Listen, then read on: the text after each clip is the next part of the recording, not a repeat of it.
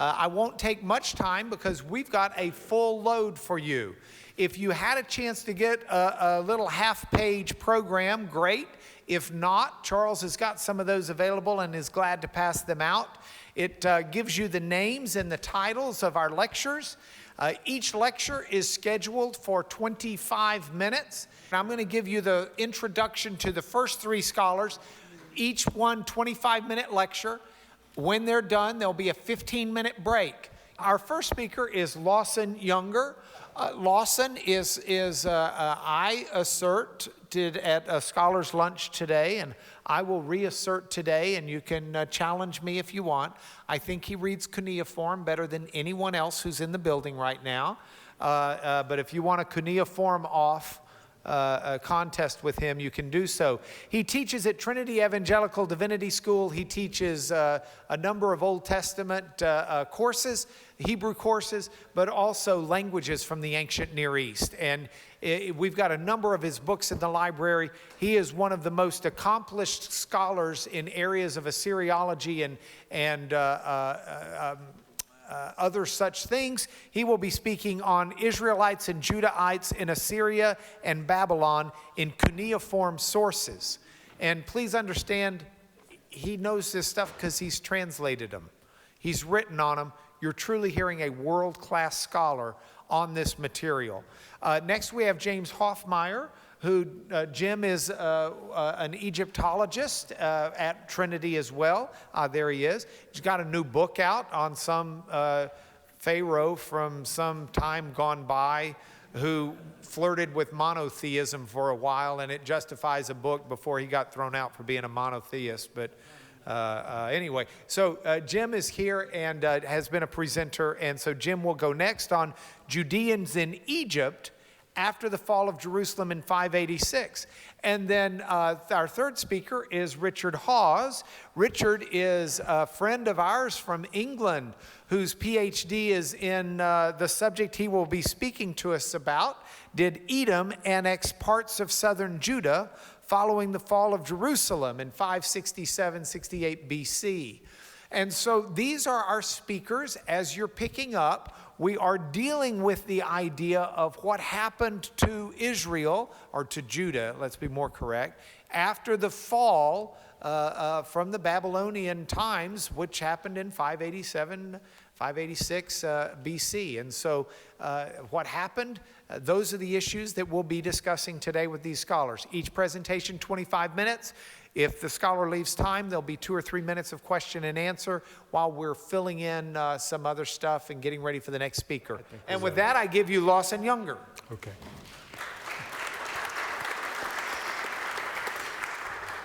Good afternoon. It's really a pleasure to be with you. It's a great privilege to be with you, so thank you for coming. I am speaking about Israelites and Judahites in Assyria and Babylonia according to the cuneiform sources. There are two parts to what I'm going to be talking about, and that is Israelites and Judahites, first of all, in Neo-Assyrian sources. And so the first, I need to talk a little bit about the Israelite deportations. So there were multiple deportations from the northern kingdom of Israel by 3 different Assyrian kings, and you can see them listed here: Tiglath-Pileser III, Shalmaneser V, and Sargon II. These kings were responsible for the Assyrian expansion in the last half of the 8th century, and perhaps, do we have a pointer? I'm going to need a pointer if you've got one. Donka. Okay, so this is Assyria at the time that Tiglath-Pileser came to the throne. This is the Assyrian Empire when Sargon II finished his reign. So you can see quite an expansion. First of all, the deportation in the days of Tiglath-Pileser III. There were multiple prongs of the attack of Tiglath-Pileser III into Israel, mostly in Galilee and in the Gilead area, coastal plain as well. And so you can see here on the map different angles at which they came in. Two particular places of interest, Gezer and Ashtaroth. These are recorded in Assyrian reliefs. Here you can see Gezer, and we know it's Gezer because it says so. And that's how we know, of course, the identification here. This is Ashtaroth, and you can see Israelites here being taken into captivity. A actual photo of the British Museum relief can be seen here, and these are Israelites being taken into captivity. The evidence from Lower Galilee seems to indicate that this was a unidirectional deportation.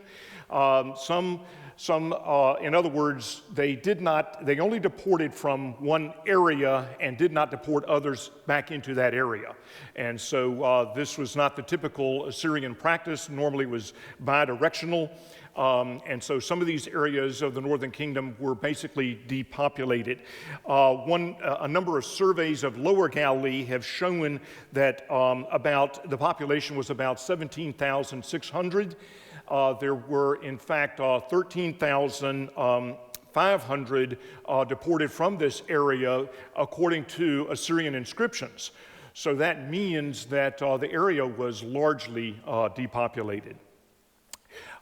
With this particular series of deportations, Israel was left as simply being a rump state just around the area of Samaria. These had been created into either provinces or at a later point incorporated into other provinces of the Assyrian Empire. Shalmaneser V was the next Assyrian king to come on the throne, and at this point there was a capture and destruction of Samaria in 722. This was after a 3-year siege. It is not only found in 2 Kings 17, but also in the Babylonian Chronicle, and so we know all about Shalmaneser V's activities. However, Shalmaneser V died a natural death only a few months after the conquest of Samaria, and so as a result could not have deported too many of the Israelites, even as a result of his besieging and conquest of Samaria. And so there would have been a little bit, but not a big deportation. This is, in fact, a slide showing you the hill of Samaria, which is quite an impressive sight. And so you can understand why it took the Assyrians a little bit of time to get up and conquer this city. Sargon II came onto the throne in 722. In other words, he assumed rule sometime after the death of Shalmaneser V. We are not clear on exactly all the details of this for the very simple reason that he is not the king that should have assumed the power at this point. There was, in fact, a civil war for a while. But in 720 BC, in other words, just 2 years after the fall of Samaria, Sargon II needed to reconquer Samaria. And this was connected to Sargon II's massive campaign to reconquer all of the Levant.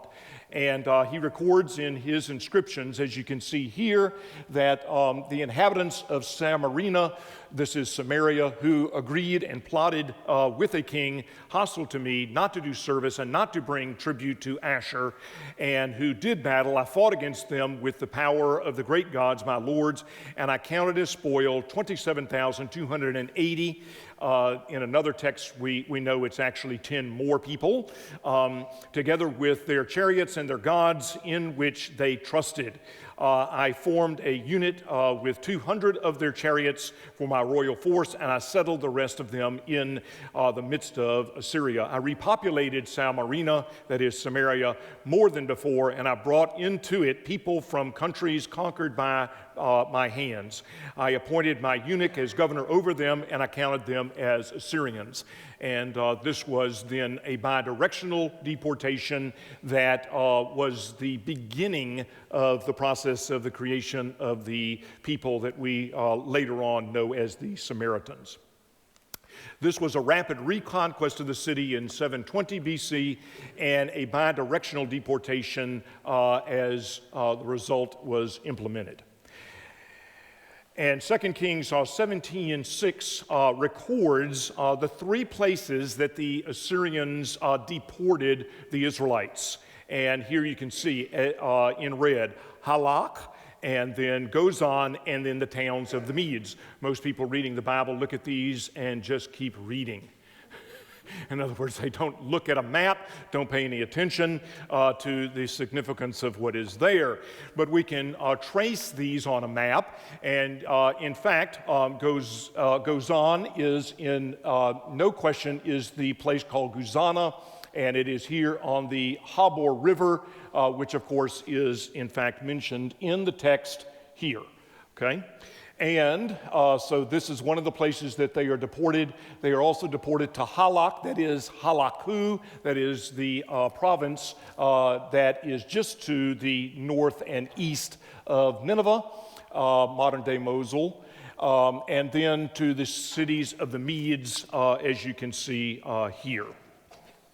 And so I'm just rehearsing here what I was just saying, that Halak is in fact the province, and Gozan is in fact Guzana, and the cities of the Medes is located around the site of Harhar.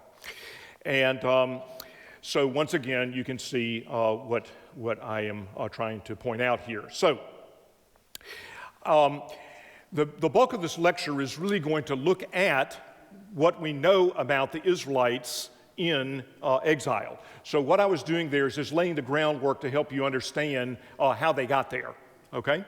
So now we want to talk about identification of Hebrew persons in Neo-Assyrian sources. How do we identify them? Well, there are four ways. One is Assyrian reliefs, and these may give hints as to ethnicity through particular clothing. And I will show that particularly with regard to Judahites. We have some indication there. In the case of another is by the ethnicon Sumerian. In other words, this can be placed beside the personal name of an individual, Joe the Sumerian, okay? And so in any case, that would be another way. A third way is personal names, that these may derive from a root that is only attested in Hebrew. In other words, it's not attested in other West Semitic sources, so that we don't have confusion here. And then finally, the predominant way is the method by identifying Israelites or Judahites in the textual materials, and this is through the use of a form of the divine name, Yahweh, in the personal names. So to give you an illustration of how this works, you can see here a contract, a legal binding contract, and here are a list of witnesses, okay? And here is just identifying, here's a witness, okay? And then this sign here lets us know here comes a personal name, and then this is the personal name. And the last cuneiform signs there give us the theophoric. So to illustrate how this works then is we would look at either if the personal name is fronted, in other words, has the theophoric element fronted, that is a God name fronted, then it will be spelled out this way in cuneiform syllabic script. If it's at the end, it'll be spelled out this way. This is the only way, the only ways that it can be spelled in Neo-Assyrian. And so going back to my text here is again the personal name. So if we look at it here, it breaks down in the following way. We have two signs meaning ba and na, and then ia and a, and, or a, and then u. And this gives us ba na ya u. That is, those that know Hebrew will see, of course, this is the personal name, ba na yahu. And Yahweh built or created would be the meaning of the name. So this is how we are able to actually trace Israelites in the cuneiform sources without any doubt. these must be Israelites, certainly before 701 BC. But in 701 BC, okay, so for 20 some years or 30 years, we have Israelites being deported to Assyria, and we can identify them through these personal names.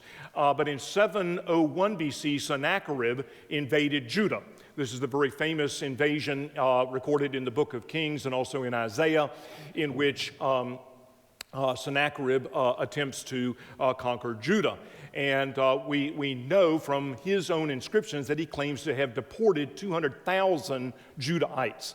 Now, whether that figure is accurate or not, scholars debate that. Scholars like to debate everything, but particularly number of figures, okay? That's something that we really like to go at one another about. But even if that number is not precisely accurate, okay, it is supported undoubtedly, at least in one sense, by excavations, because excavations in Judah during this period show beyond any doubt that Judah was devastated, and there certainly were deportations of Judahites to Assyria. Well, the Judahites, their names would have been written the exact same way. So at 701 on, we cannot be definitively sure that we're looking at Israelites as opposed to Judahites, but there's no way for us to distinguish between them in the cuneiform record. We simply have Hebrew names. They might be Israelites, they might be Judahites. My own assumption is that most of these are Israelites, but that is just my working hypothesis.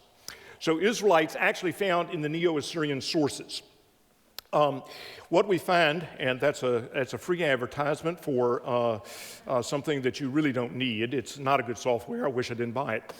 Anyway, here we have Israelites and Neo-Assyrian sources. There are two different types.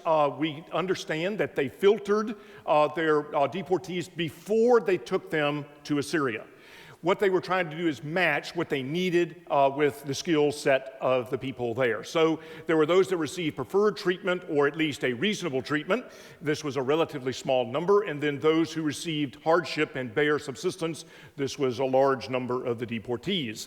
The filtering process took place by the individual deportees' prior status and skills and how these matched up with the Assyrian administrative needs. The Assyrian reliefs give evidence of this filtering process, which I will show you in a second.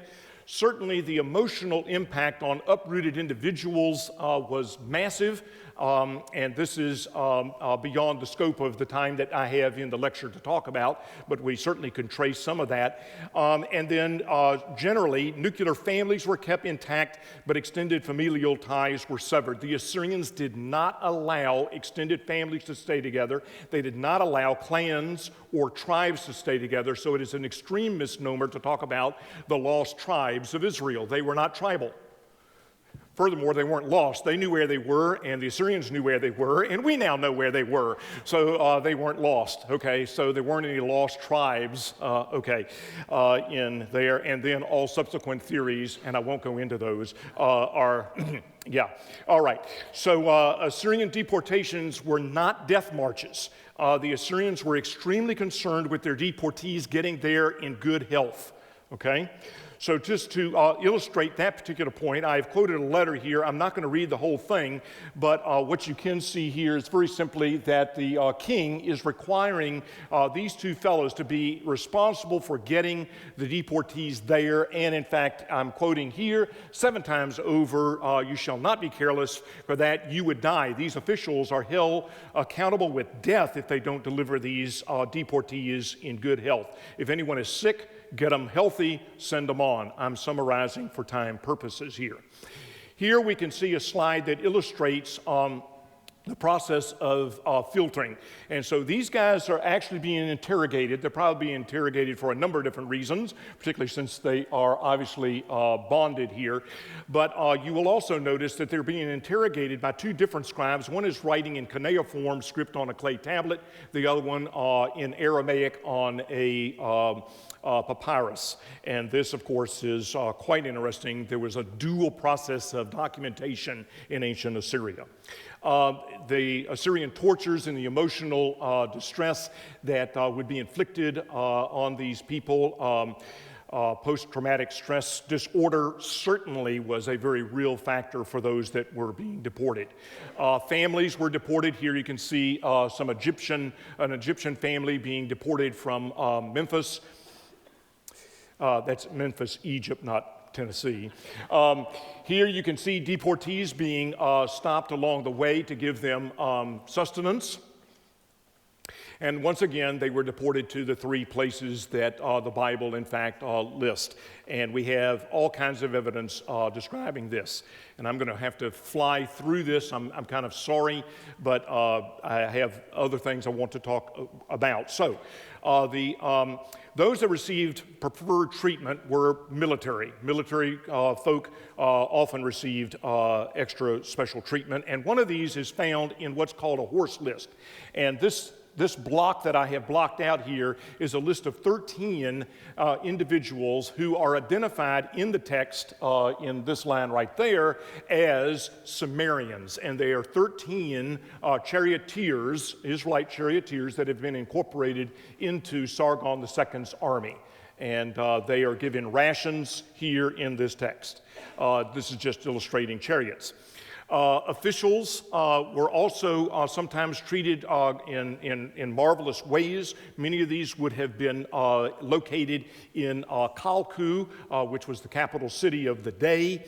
And that was located on this is the Euphrates, the Tigris River. Here is Kalku, and it looks like this.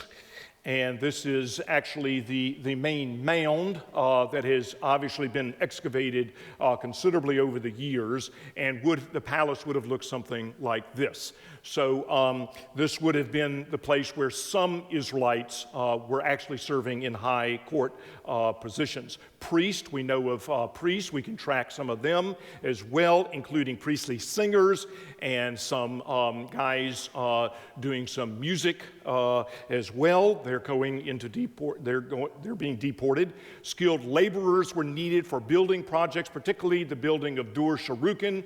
Sargon II wanted to build a new capital, and so he did this, and we can see that many of these skilled laborers received actually double portions. They got a special ration of food. When we go and look a little bit further, this is where Dur Sharrukin is located, modern Khorsabad, just to the north and east of Nineveh. This is what the University of Chicago excavations projected the site looked like in that day, and the gate entrance to it that some of the skilled laborers no doubt worked on. Merchants, landowners, these would be others that would have special treatment. And then we know of some witnesses in contracts, and these individuals also receive great treatment. But then there were deportees that received hardship and bare subsistence.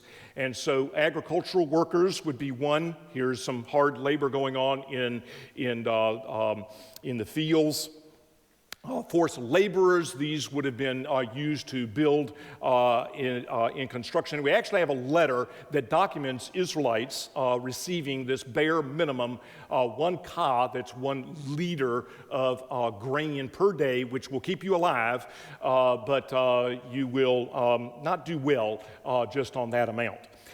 Here you can see some hard labor going on. We can also see here that some were sent to frontline border towns. This would have been the cities of the Medes, and this would have been a very tough area to live and survive as well. Slaves, debtors, we have many, many records. You can see this guy right here, unquestionably an Israelite with the name here. He has wives who are involved in this particular deal. Here we have an Israelite woman who is testified to in a text. So there are quite a number of these. And again, some of these, because of the date that these texts are dated, they could possibly be Judahites.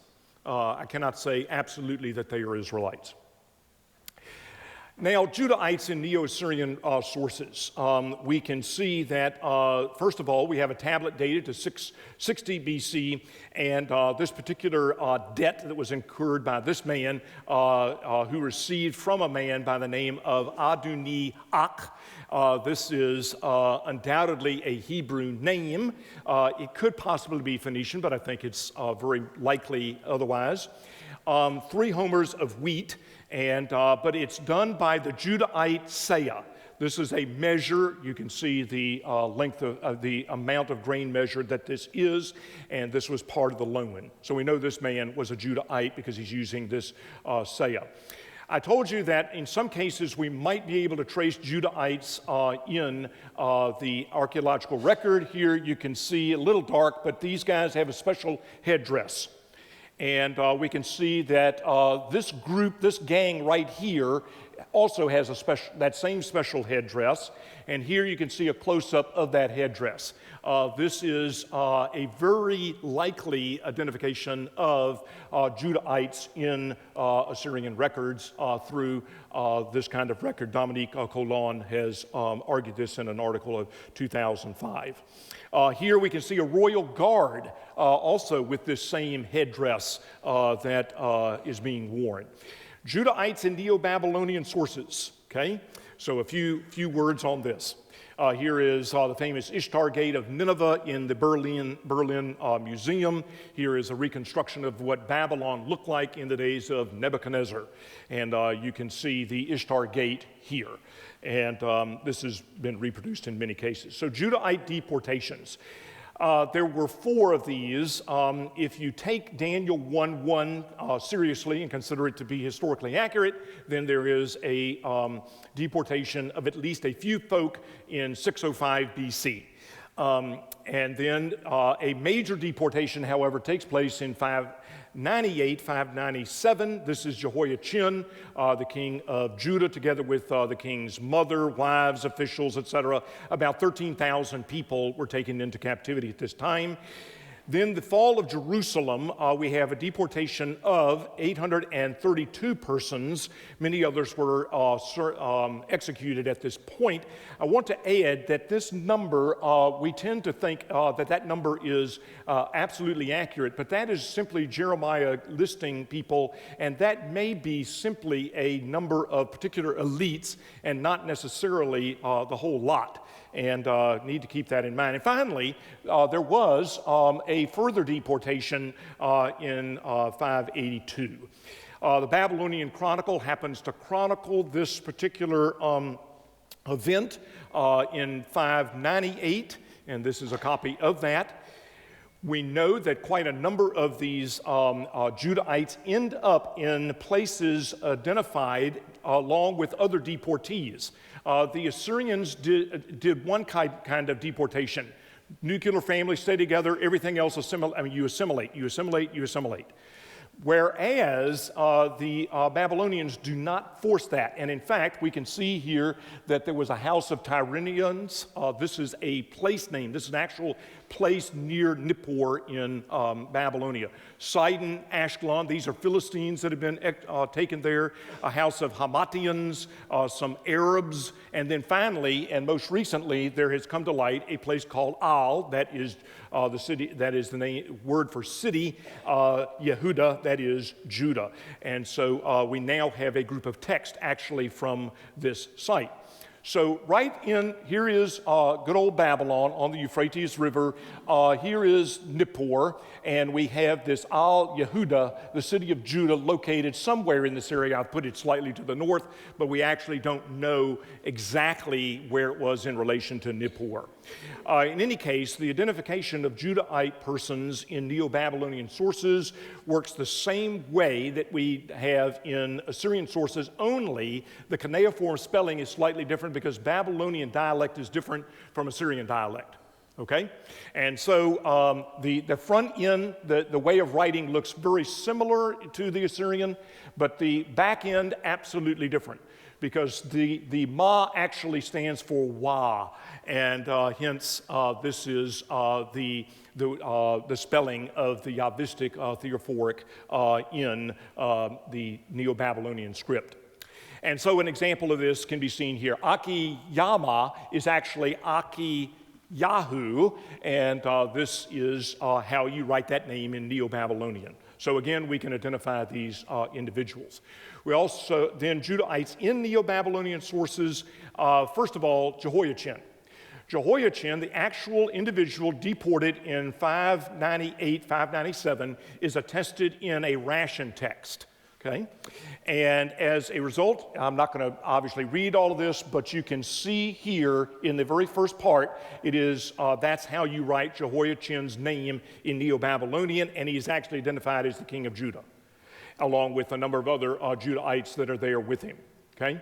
So this is what the cuneiform text actually looks like. This is then the transliteration and translation. We again have evidence of individuals from Nippur. In fact, in the city of Nippur, excavations uncovered a whole group of texts that attest to a business firm, a Jewish business firm. This is a three-generation of family attested here in these documents.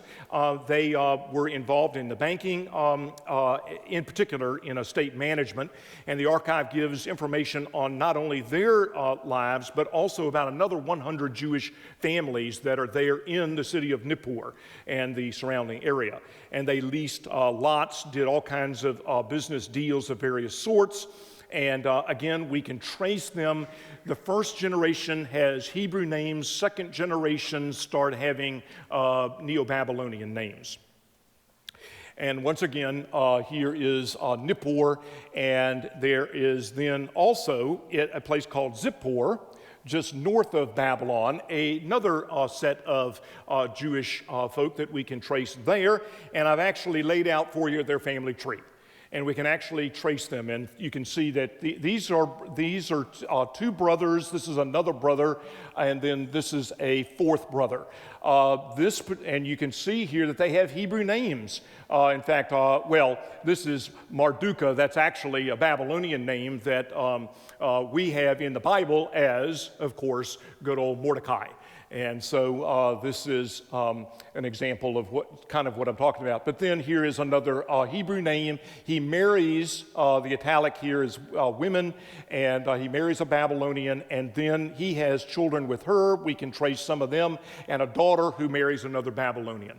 So, in conclusion, I want to say this real quick, and that is that we have a brand new set of these texts that have been just published literally just 2 weeks ago. And I have not had my hands on it, but I have Lori Pierce let me have a look at some of the material. It's an outstanding study and will only broaden our understanding of Jews in Babylonia down through the Persian period. Thank you.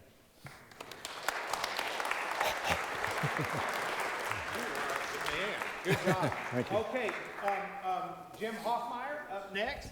My focus is really going to be on the Egyptian side of what you have just been introduced to. And the first couple slides are really biblical texts which talk about the fall of Jerusalem in the book of 2 Kings 24 and 25, and then parallel passages in the book of Jeremiah. We are all familiar with the deportation of the Jews, the Judeans, to Babylon that we've just been hearing about, and also some of the Israelites even before then going back to the Assyrian period. What I want to focus on is probably another side of the story that most people aren't aware of, and that is the movement of Judeans in the southerly direction to Egypt. Now, do we need a password? Now, having said this means I can slip through the first couple slides and still stick to my 45-minute limit, right? Yeah, you're halfway through your time, though. Okay. Yeah. It's really funny. Gary and Rabbi Ben, I renamed the second edition of my program last night, so it's 2. The title is Jews in Exile - Houston. It says 2 Jews in exile in Houston. I hope you guys feel at home here. as I do. We don't want to drop box. You can just kill that. Okay. All right. Here we go. We're in business. Excellent. Okay. All right. So, Judeans in Egypt after the fall of Jerusalem in 586 BC. The passages I was just talking about in 2 Kings that we're familiar with. And after the mass deportation of 586, when the temple and Jerusalem were destroyed, the Babylonian king, Nebuchadnezzar, through the agent of his general Nebuzaradan, placed a Judean official as the governor of Egypt, or governor of Judah, and his name was Gedaliah. And the seal actually has the name of Gedaliah, servant of the king. Whether or not it's our Gedaliah or not, we don't know. But after 7 months, this Gedaliah was assassinated, and this created great fear amongst the Judeans who were of the remnant. There were those who feared, rightly so, that when you kill off the Babylonian appointed governor, you're going to be visited upon by Nebuchadnezzar's armies. And so a group of them decide, we're getting out of here. And this is what 2 Kings 25:26 says. Then all the people, both small and great, and the captains of the forces arose and went to Egypt, for they were afraid of the Chaldeans. And meanwhile, just prior to that, if you read in Jeremiah chapter 40, you will learn that Jeremiah was one of the exiles being taken to Babylon. When they arrived a little bit north of Jerusalem, it came to the attention of Nebuzaradan who this man was, and he was released. And Jeremiah then returns to the Gedaliah group before his assassination at Mizpah, which turned out to be the sort of capital of the little struggling province of Judah after the destruction of Jerusalem. So it was from there that this group decides to go to Egypt, and I won't get into all of that, but there's a long discussion of this in Jeremiah 41, 42, 43. And then we read that this group came to Egypt. And they came to the land of Egypt, for they did not obey the voice of the Lord, which Jeremiah had spoken to them. They arrived at Tahpanhes, which the name has actually survived in the classical sources as Daphne, and in the Arabic as Tel Dafina. Then the word of the Lord came to Jeremiah in Tahpanhes, and I'm going to skip over this. It's a long quotation, but basically it say, you all think you came here to get away from Nebuchadnezzar. Ha ha, he's coming to Egypt. You're not getting away from him. Chapter 44, verse 1 is really quite interesting. Then the word of the Lord came to Jeremiah concerning the Judeans who lived in the land of Egypt. And it reads, who lived, and the reason I put that in red is most of our translations do not have that there. Who lived in the land of Egypt, and then you have this line repeated, who lived, and then it specifies where they were living. Now, the year is about 585, 584 BC, so we're within a year and a half after the fall of Jerusalem. And we find out that you already have Judeans living at Migdol, at Tahpanhes, where Jeremiah was speaking, at Memphis, and in the land of Pathros. And it goes on to talk about Nebuchadnezzar's coming and how he's going to destroy the obelisks of Heliopolis and the temples of Egypt, etc. Now, archaeologically, in the last 20 years or so, much has come to light on this period of Egyptian history we call the Saite period. This is the period when the city of Sais in the western delta became the dominant city of the northern part of Egypt. And during this Saite period, we find, and these red dots all represent fortifications and cities that were built during the Saite period. And we'll look a little more closely at these, but you can see this line, and this really does comport to the geographical realities of the situation in Egypt at that time, which don't have time to get into. Here you can see on this map from Anson Rainey's wonderful atlas what we're talking about there. You can see Migdol, Tahpanhes in the delta, Memphis at the base of the delta, and then the word Pathros is used. Pathros is actually the Egyptian expression which means the Southland. It doesn't specifically mention Aswan or Sien or Elephantine, the very southern part of Egypt. However, Ezekiel 29 does mention the geographical parameters of Egypt as going from Migdol to Sien, or modern-day Aswan, at the very bottom of the slide, and we'll take a look there a little bit later on today. Now, I want to do a little bit on some of the archaeology of this area, because the red box, some of you will know this was the area where we were investigating in the past decade, quite extensively. This is a Corona satellite image of this area from the 1960s, but I want to draw your attention to this little square dot, a square box. This is the site of T21, or Tel Kedwa as it's known in Arabic, and this was excavated in detail by Eliezer Oren in the 1970s. But you can see the movement across this diagonal parcel of land, and the other red dots represent sites from the Saite period, including a very large fort at that lower left-hand dot at the site of Tel Hebwa, a very large Saite period fort. But let's focus on the site at Kedwa. Here is the plan of this fort. It was built in the late 7th century and continued to about 500 BC. Apparently, it may have sustained sufficient damage during the Persian invasion that it was abandoned after that. There is a small trench excavated here in 1993 by Donald Redford, who is my professor, and more work has been done at the site since by Egyptians, so you can actually see the casements of the wall of this site. Now, it was Oren who actually suggested, and I think he's right, and most people agree with him, that this site is the site of Migdol. This was Egypt's Saite period, 7th century frontier fort. This guarded the way into Egypt.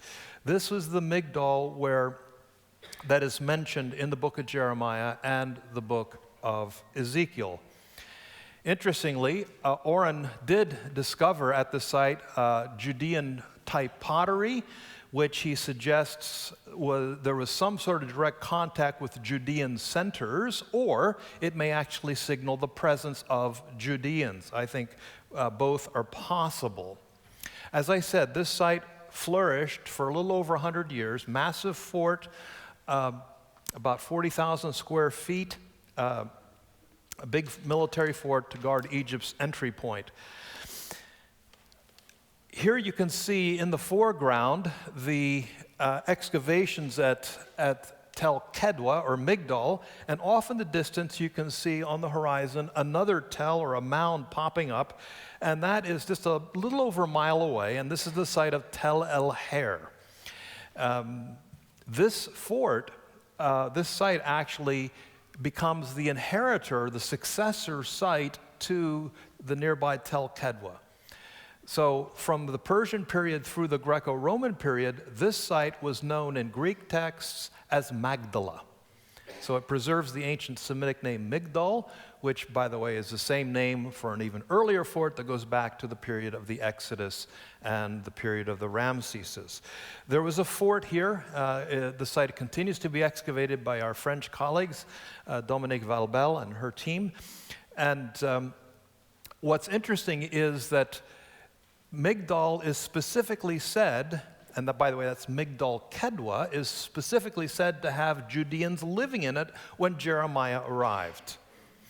Now, we know there were Judeans at this fort because we actually have a letter sent by one of the soldiers, and he is writing to his father in southern Egypt at Elephantine Island, over 600 miles away, complaining that he has not been getting his rations and his clothes, and would you please send me some clothes? It's cold up here, unlike Aswan where it's very hot, and he's grumbling at his dad.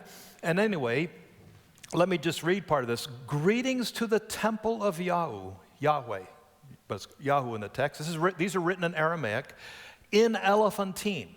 We know from these texts, and I'll show you archaeologically, there was a temple of Yahweh built in Elephantine Island. And he goes on to say, now from the day that you went out from Egypt, that's the translation, the word is actually Pathros. They use the same term for southern Egypt that Jeremiah uses. He said that how we complained to the officials about the allotment here in Migdol. So this letter originated in Migdol by a Judean soldier. So there were Judeans probably, as when Jeremiah arrived, there were already Judean soldiers.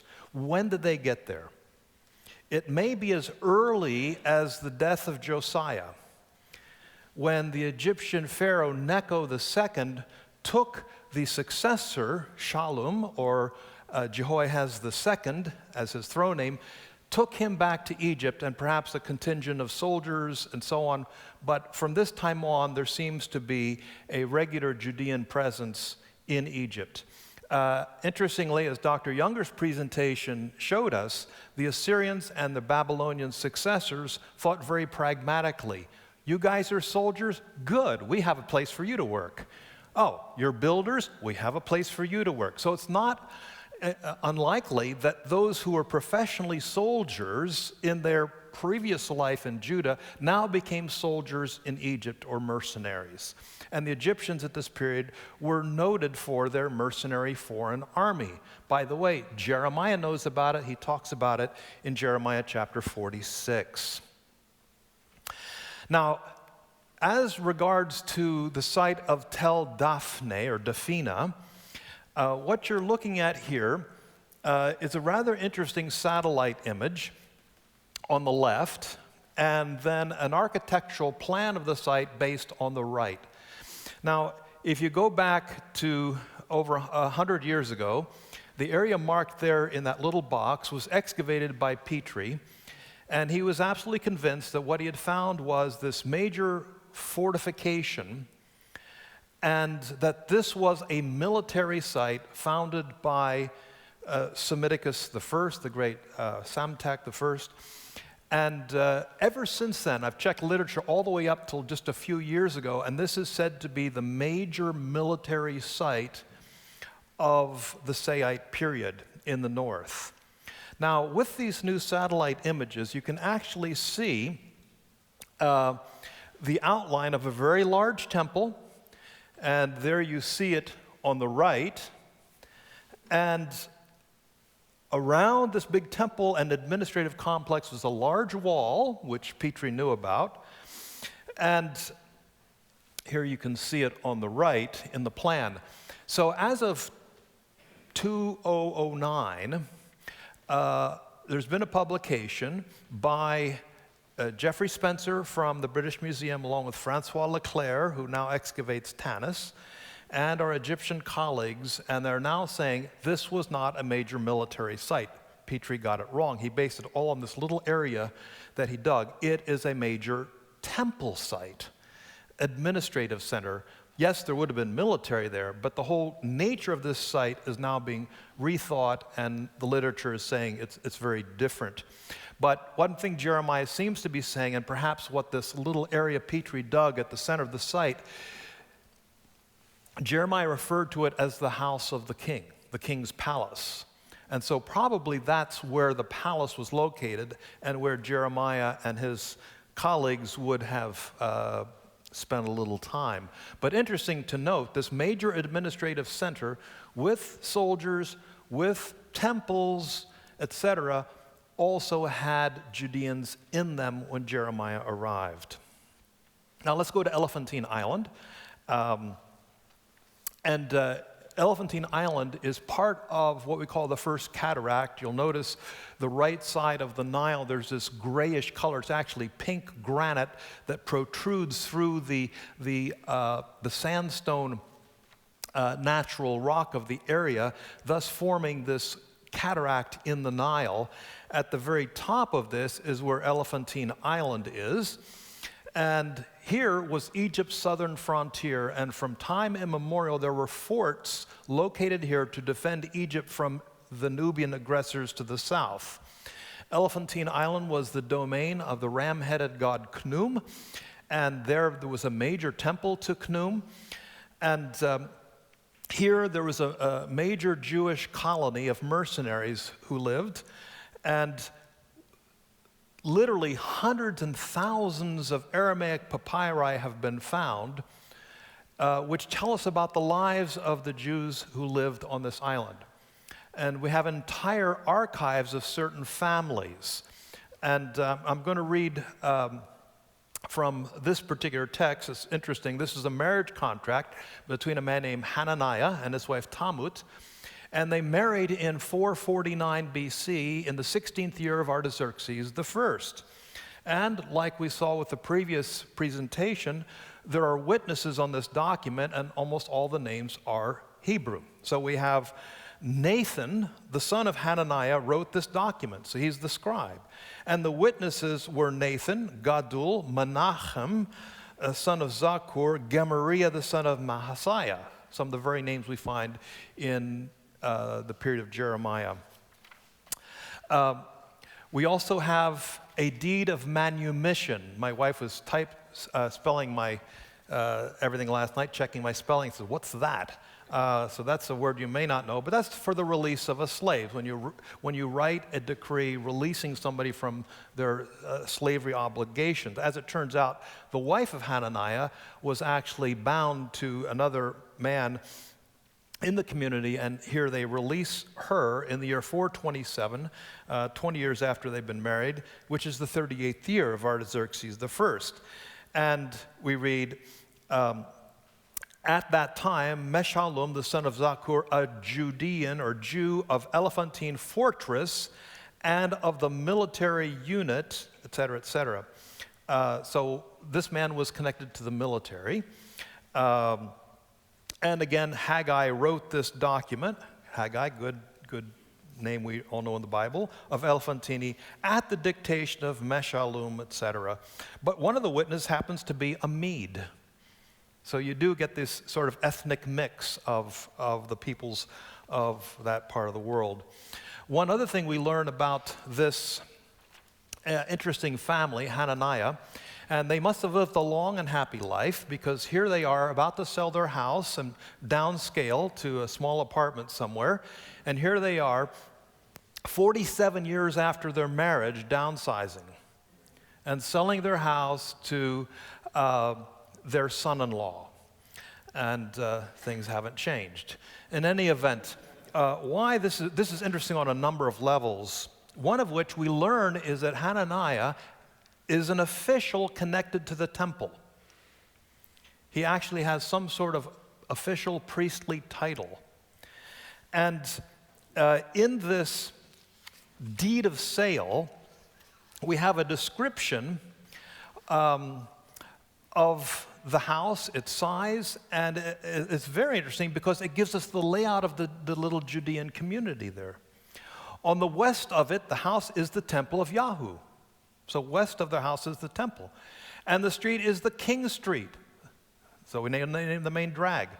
Above it is the house of, and so on. And it tells you the names of all the neighbors. And they're all Jewish names, or Hebrew names. So we can put together the life of this community. And so on the top there is what we call the Jewish sector. And beside it is the temple of Yahweh. It's actually been excavated only in recent years, although we've known about it from texts for quite a long time. And this map is perhaps a little more helpful because you can see here on the left is a section of the temple, as has been found, made of mud brick.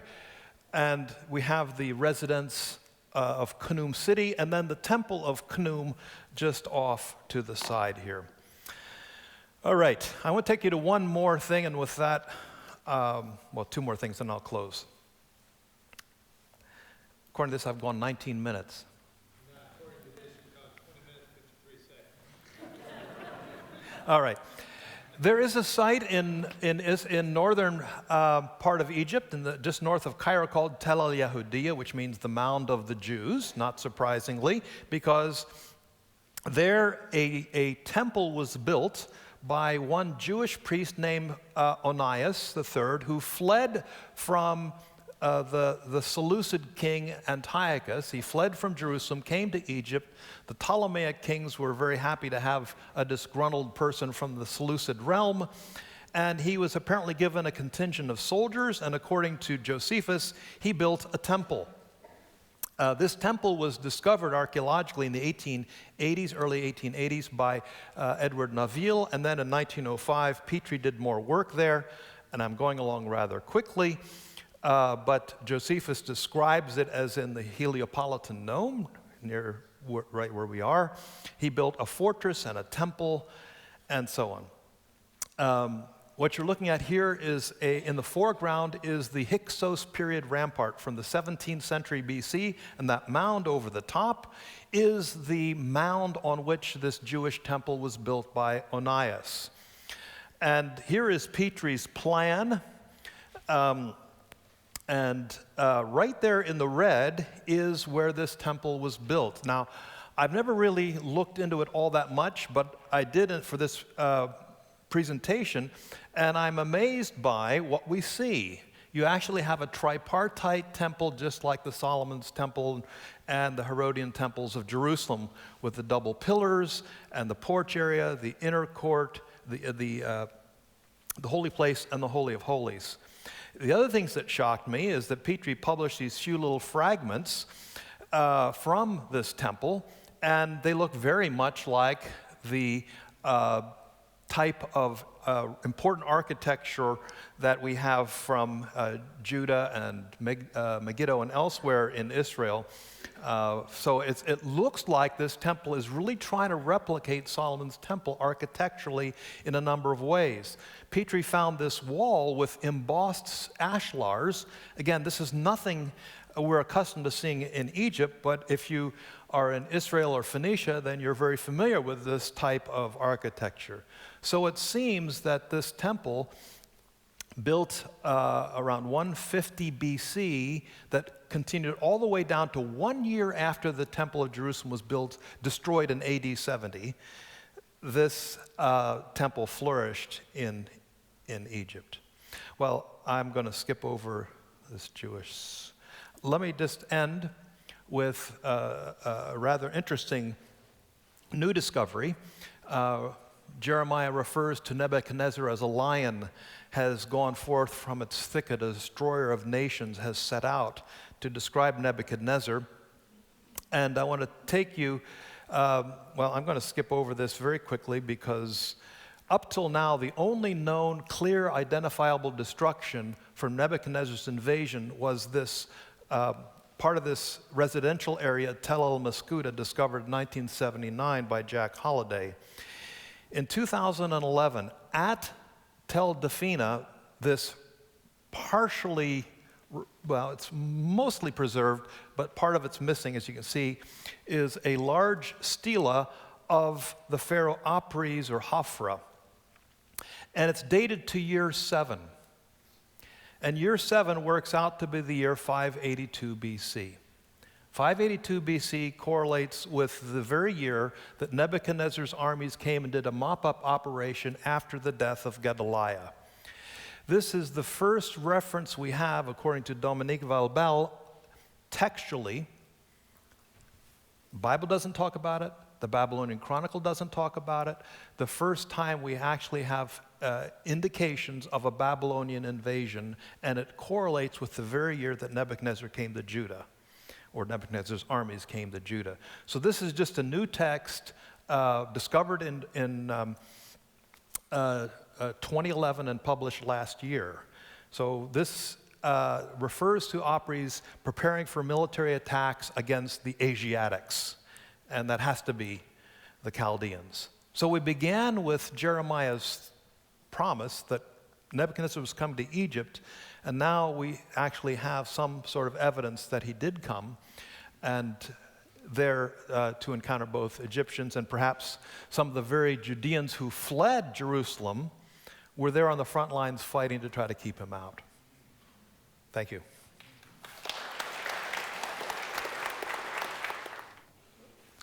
Pottery, small finds, and inscriptions identified as having Edomite characteristics have been found in a number of late Iron II sites in the Judean Negev.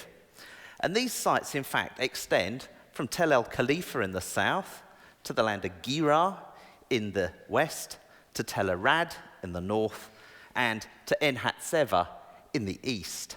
And you have your maps there so you can draw on those and follow. Often I think you come along to these things and you think, where on earth is he talking about? So you've got your little handout there. Now, a number of scholars believe that these finds indicate an Edomite political takeover in the northern Negev, a kind of aggressive policy to take over and wrest control of the trade route that ran through the Beersheba-Arad Valley, while Judah was preoccupied with the punitive attacks from the Neo-Babylonians and the siege of Jerusalem. Now, by contrast, there are other scholars who maintain that these finds indicate nothing more than simple, peaceful penetration. Sorry, the light is really in my eyes. I'm going over here. That's better. I can see you all now. Okay, so they believe that this is a peaceful penetration. It's nothing more than caravans just moving through the area and people settling down from Edom to have a livelihood. Well, anyway, the purpose of my dissertation, and this is a very much reduced version of which you can see the larger version on the seat over there, was to answer the question, did the Edomites annex southern Judah in any political sense and occupy the area during the Neo-Babylonian reduction of Judah in the early 6th century? Now, Beit Ariah was perhaps the most vociferous exponent and prolific writer for this aggressive Edomite incursion. And his 2007 publication, Horvat Uzzah and Horvat Radam, highlights and nicely sums up his views.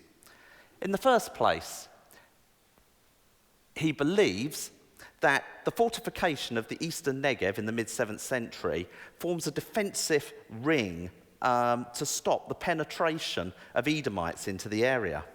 Secondly, there's the establishment of the Edomite sanctuary at Horvat Kitmit, which we will look at in a bit. And this was to provide for the cultic needs of the Edomite population that were moving into the area. Then we have an abundance of Edomite artifacts, which suggest a settled rather than a nomadic population. Things like pottery, cultic vessels, Edomite inscriptions. They all indicate, according to Beit Ariah, a cultural level uncharacteristic of any nomadic tribes that you would expect to find. Then we have the deep hatred in the Bible towards Edom. And this was an expression, he believes, of this incursion that Edom made into Judah. And finally, there's the Ostracon number 24, which expresses a fear of an Edomite invasion into the eastern Judah. Therefore, this paper is a summary of my 2010 doctoral thesis, of which I examined all these different aspects. Now, my investigation included a survey of all the archaeological sites in the area, and they're all dotted down on your list, and there's a little table there to help. Also, I looked to see if there was a link between Kos and Edom, and Kos is traditionally believed to be the chief Edomite deity, so I had to investigate all of that and see if his name was perhaps significant. And then a study of the prophetic books, the Hebrew Bible, to see what, if anything, they could offer in this debate, and moreover, to answer the question, why were the Judahites and Yahweh felt so aggrieved with Edom? What had Edom done to warrant such anger? So, let's look at Edom and the prophets first. So, we can start by examining briefly the Old Testament prophets. We soon discover that the prophets' hatred for Edom was out of all proportion for any of the other surrounding nations. Think of any of the other nations. They didn't come in for it as much as Edom did. So, some have suggested that the reason for this is that Edom stood as a symbol for the nations. It was like code for the nations. A little bit like we think of Babylon in the book of Revelation, standing for Rome and for all bad cities and bad government. Okay. However, that all the texts cited, I think out of all of those that I looked at, only Isaiah 34 and 63 actually had any merit for suggesting that Edom stood for the nations. Basically, in the rest of them, Edom was Edom. And even then in Isaiah, he's using the word Edom, and comparing it with Adam, meaning blood. It's a wordplay which I think is particular to Isaiah. So if we think of Edom, and we think of it being condemned because of the hostile activities, okay, then it wouldn't be unusual to think that. The events on the surface seem to merit such condemnation. However, when you look at it and read it closely, the prophets, by and large, condemned Edom for its attitude rather than for any of its specific attitudes that it had done. And moreover, it still doesn't explain the heightened invective towards Edom. I mean, other nations, Babylon, for example, had destroyed the temple. So why is Edom still getting more of the heat? Now, that's not to say that Edom was not involved in armed violence against Judah. I mean, it certainly was. And they stopped and handed over Judahites who were trying to escape at the crossroads and handing them back to the Neo-Babylonians. And furthermore, Ezekiel 35 seems to suggest that the Edomites actually took over certain areas. They certainly coveted it and thought about moving in. And this is again corroborated in the book of Obadiah. Yet the precise area that they took is not mentioned. There is no location mentioned in the prophets or anywhere in the Bible that they might have taken over. They've just got their greedy eyes on Judah. However, due to the location of where Edom is and where Judah is, you know, the northeastern Negev would seem to be the place that they were moving into.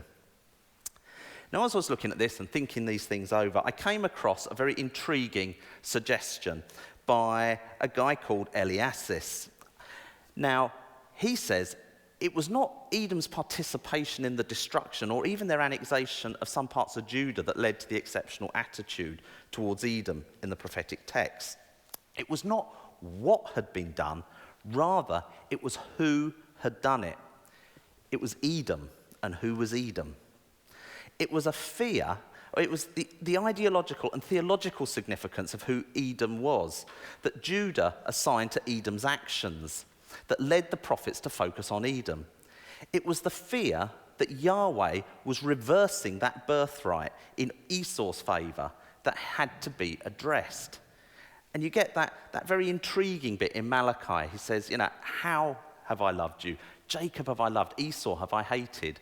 Who's worried about Esau? Why are they asking the questions about Esau?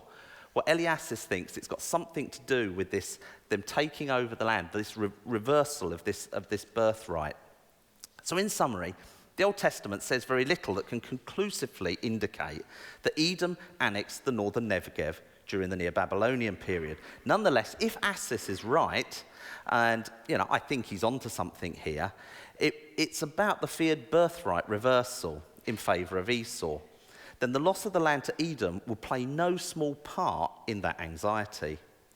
It's perhaps significant that in 5 of the oracles that are mentioned, pronouncements of doom are mentioned in connection with pronouncements of blessing upon Judah. So where Edom is being condemned, Judah is being blessed again. They seem to work in tandem.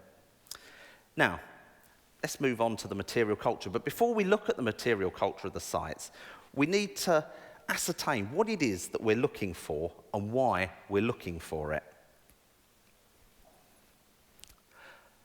So, in general, it has been accepted that Kos was the name of the chief Edomite god.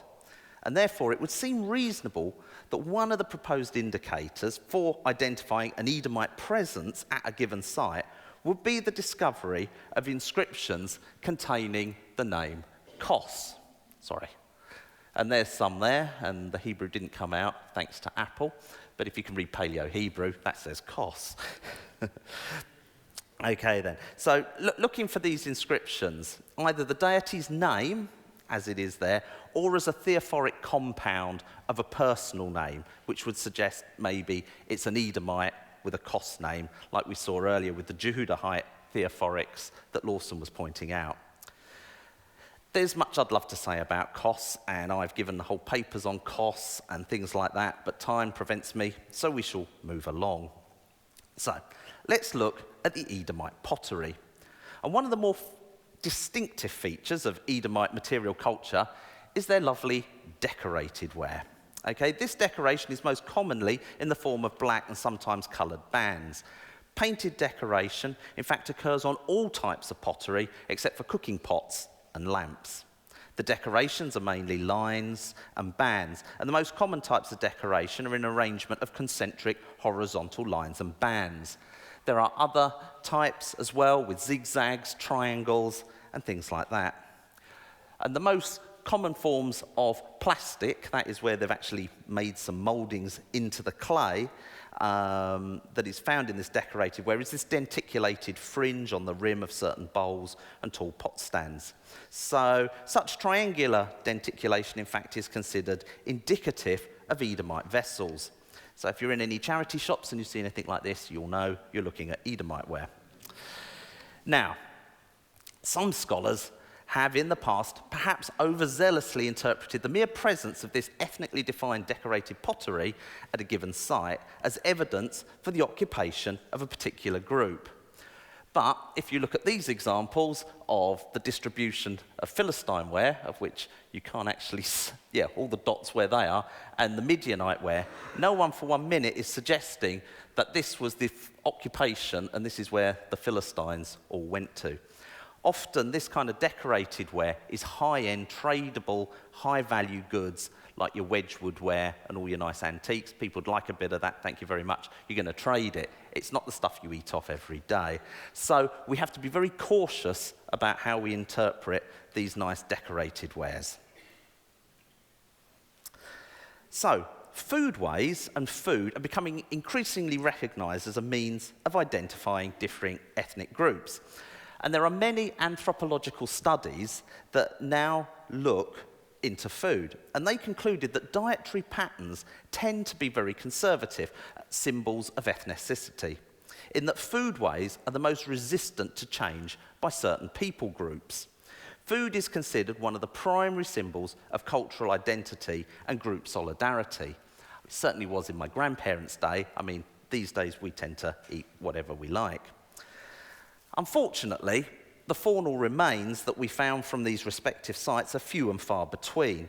However, the limited picture that does emerge from a comparison of the faunal remains and the botanical remains indicate that there was little significant difference between the two sites. People's diets either in Edom or the Beersheba Arad Valley. It appears that the kind of animals that the various people groups ate are in the main based on ecological and socio-economic conditions.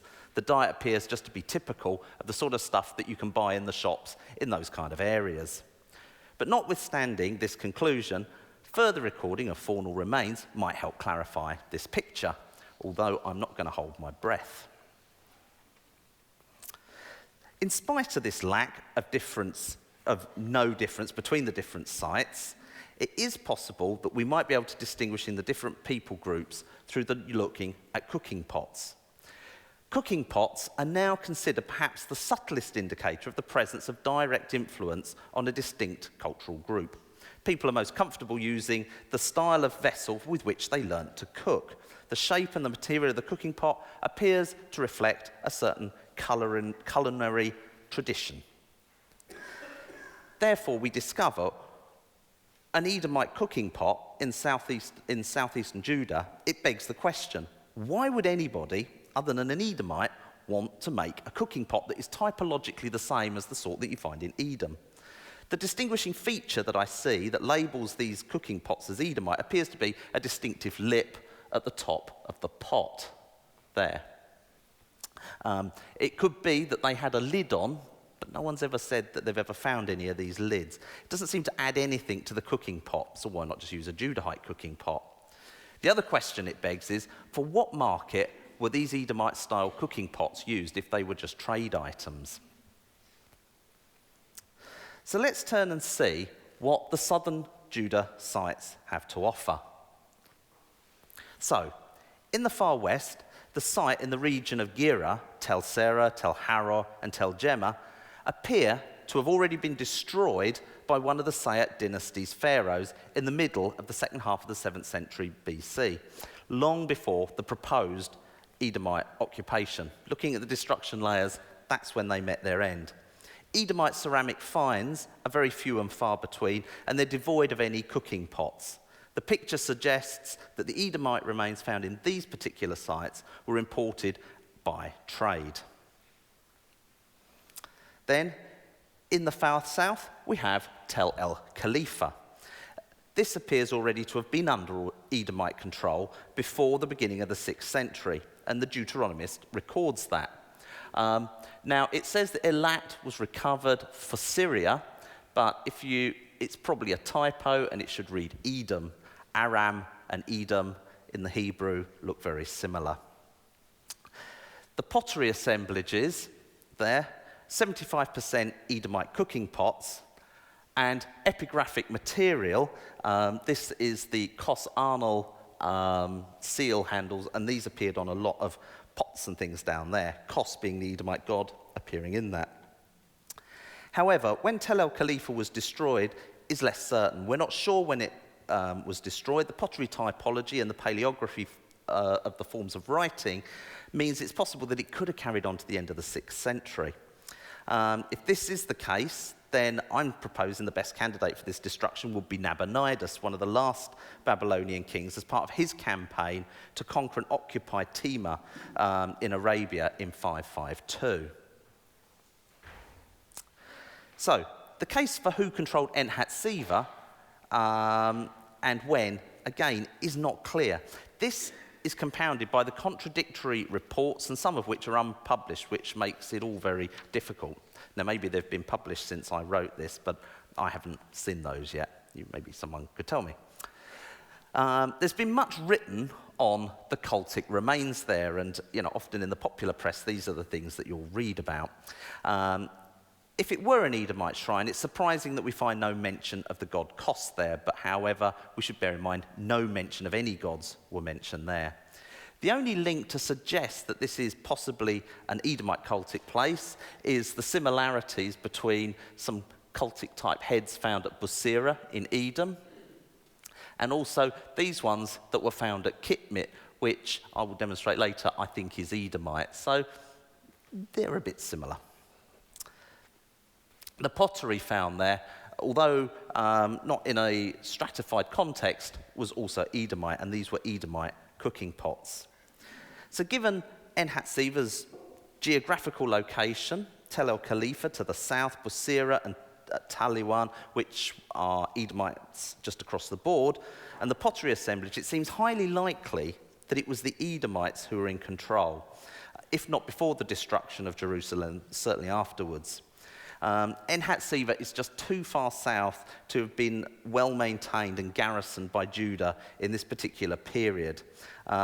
Nearby Givat Hatsiva, which isn't on the map, presents a similar picture of Edomite pottery. In the southwest, Kadesh Barnea was destroyed at the end of the 7th century and the beginning of the 6th century. It seems strange that this important fortified settlement, and staging area was not resettled until the 4th or 5th century. And even then, it was not refortified. Kadesh Barnea would have acted as a staging post for Judah's ally, Egypt. And they do find these hieratic ostracon. Now, there is some discussion as to whether they just used hieratic because it was an easier way to write numbers than it was in Hebrew, a little bit like we use Arabic numerals today rather than Roman numerals. But there seems to be some Egyptian connection perhaps there. If this was destroyed, it was destroyed like a fire break to stop the Egyptians using it as a forward staging base before then moving up further into the Levant. So, turning to the Beersheba Arad Valley and its environs, the following may be observed. Tel Arad, the most likely sequence of destruction is that Strata 8 was destroyed in 701 BC during Sennacherib's campaign.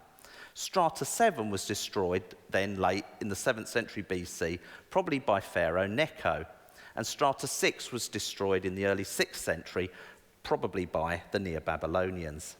However, this may have continued until Nabonidus' campaign. We're not too sure, the pottery typology is so similar.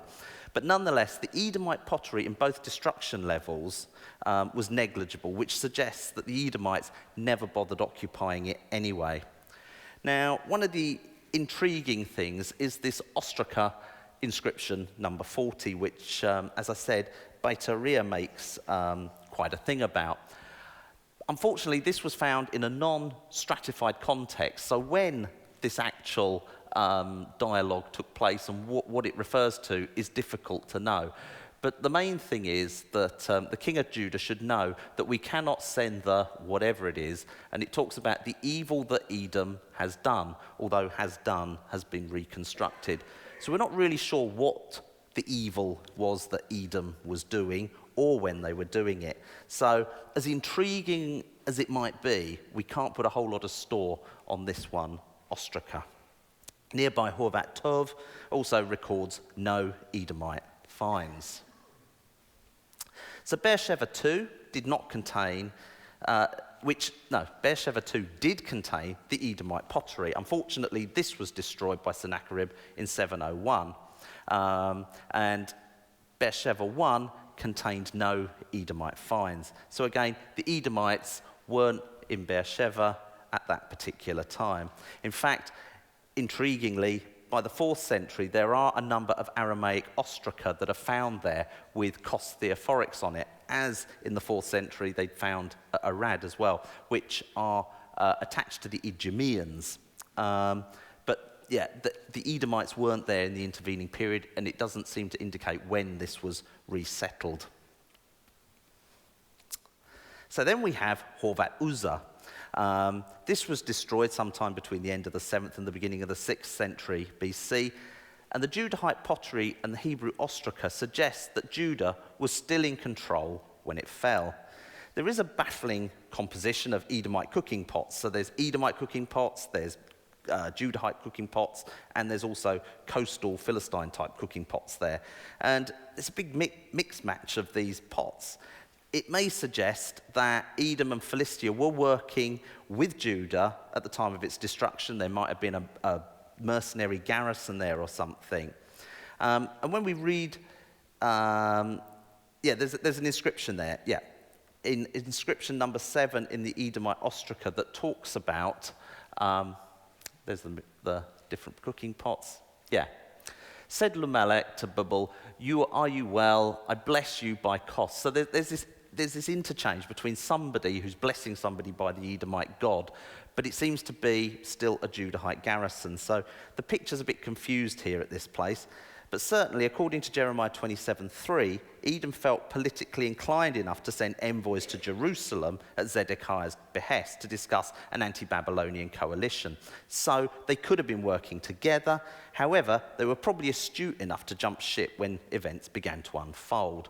And nonetheless, the evidence suggests that it's unlikely that Edom ever occupied this site following the collapse of Judah. There was no more remains in there. And Horvat Radum, which was just down the road from there, follows the same picture.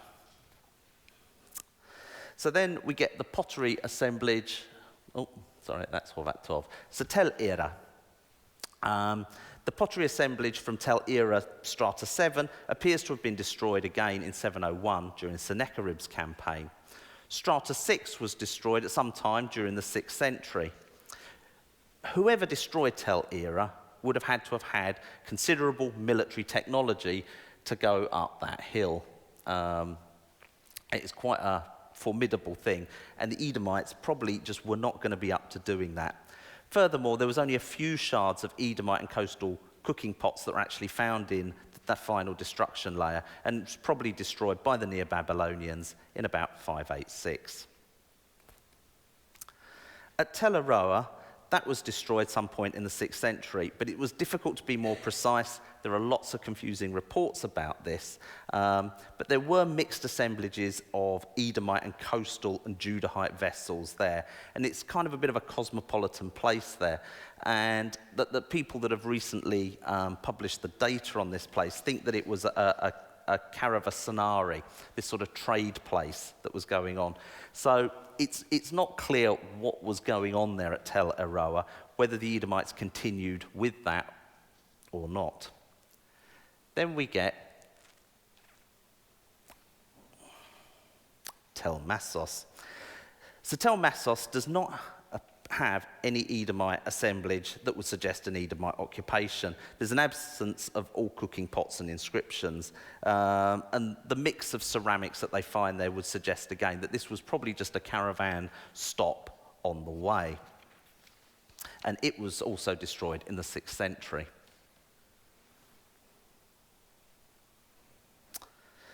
So, we come to Tel Malhata. And after looking at all these different sites, this, I believe, is the best candidate for an Edomite occupation in the area. Although there is a mixed assemblage of the pottery, the overwhelming percentage of the cooking pots was Edomite. So, the Kos inscriptions were also found there, and the cultic things as well. So we have in Malhata this chappie here playing the double flute, and he's similar to the finds that we got on Kitmit, and also this one in Busira in Edom. And as I said, you've also got the inscriptions, not many, but there's 4 ostraca with the name on it and a couple of jar handles.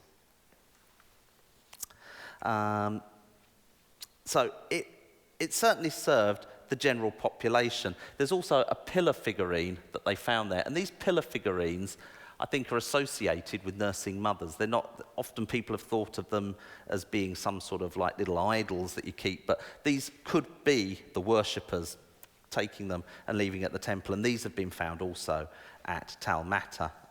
So this evidence, by the presence of these 10 female pillar figurines, would suggest, oh sorry, I've moved on, need to get to Kitmit. Sorry about that, lost my place. So Horvat Kitmit. Now this is just 5.5 kilometers southeast of Tel Malhata. And the overwhelming Edomite pottery assemblage there, particularly the cooking pots, were Edomite. There were Kos inscriptions there as well. There was a lot of those. And the cultic iconography also suggests that Horvat Kitmit was an Edomite shrine. They're very similar to what's happening at Tel Malhata. It almost certainly served the general population at Tel Malhata. This is advanced by the presence of also 10 female figurines that we see there, and there are some examples of the ones that we find in Edom.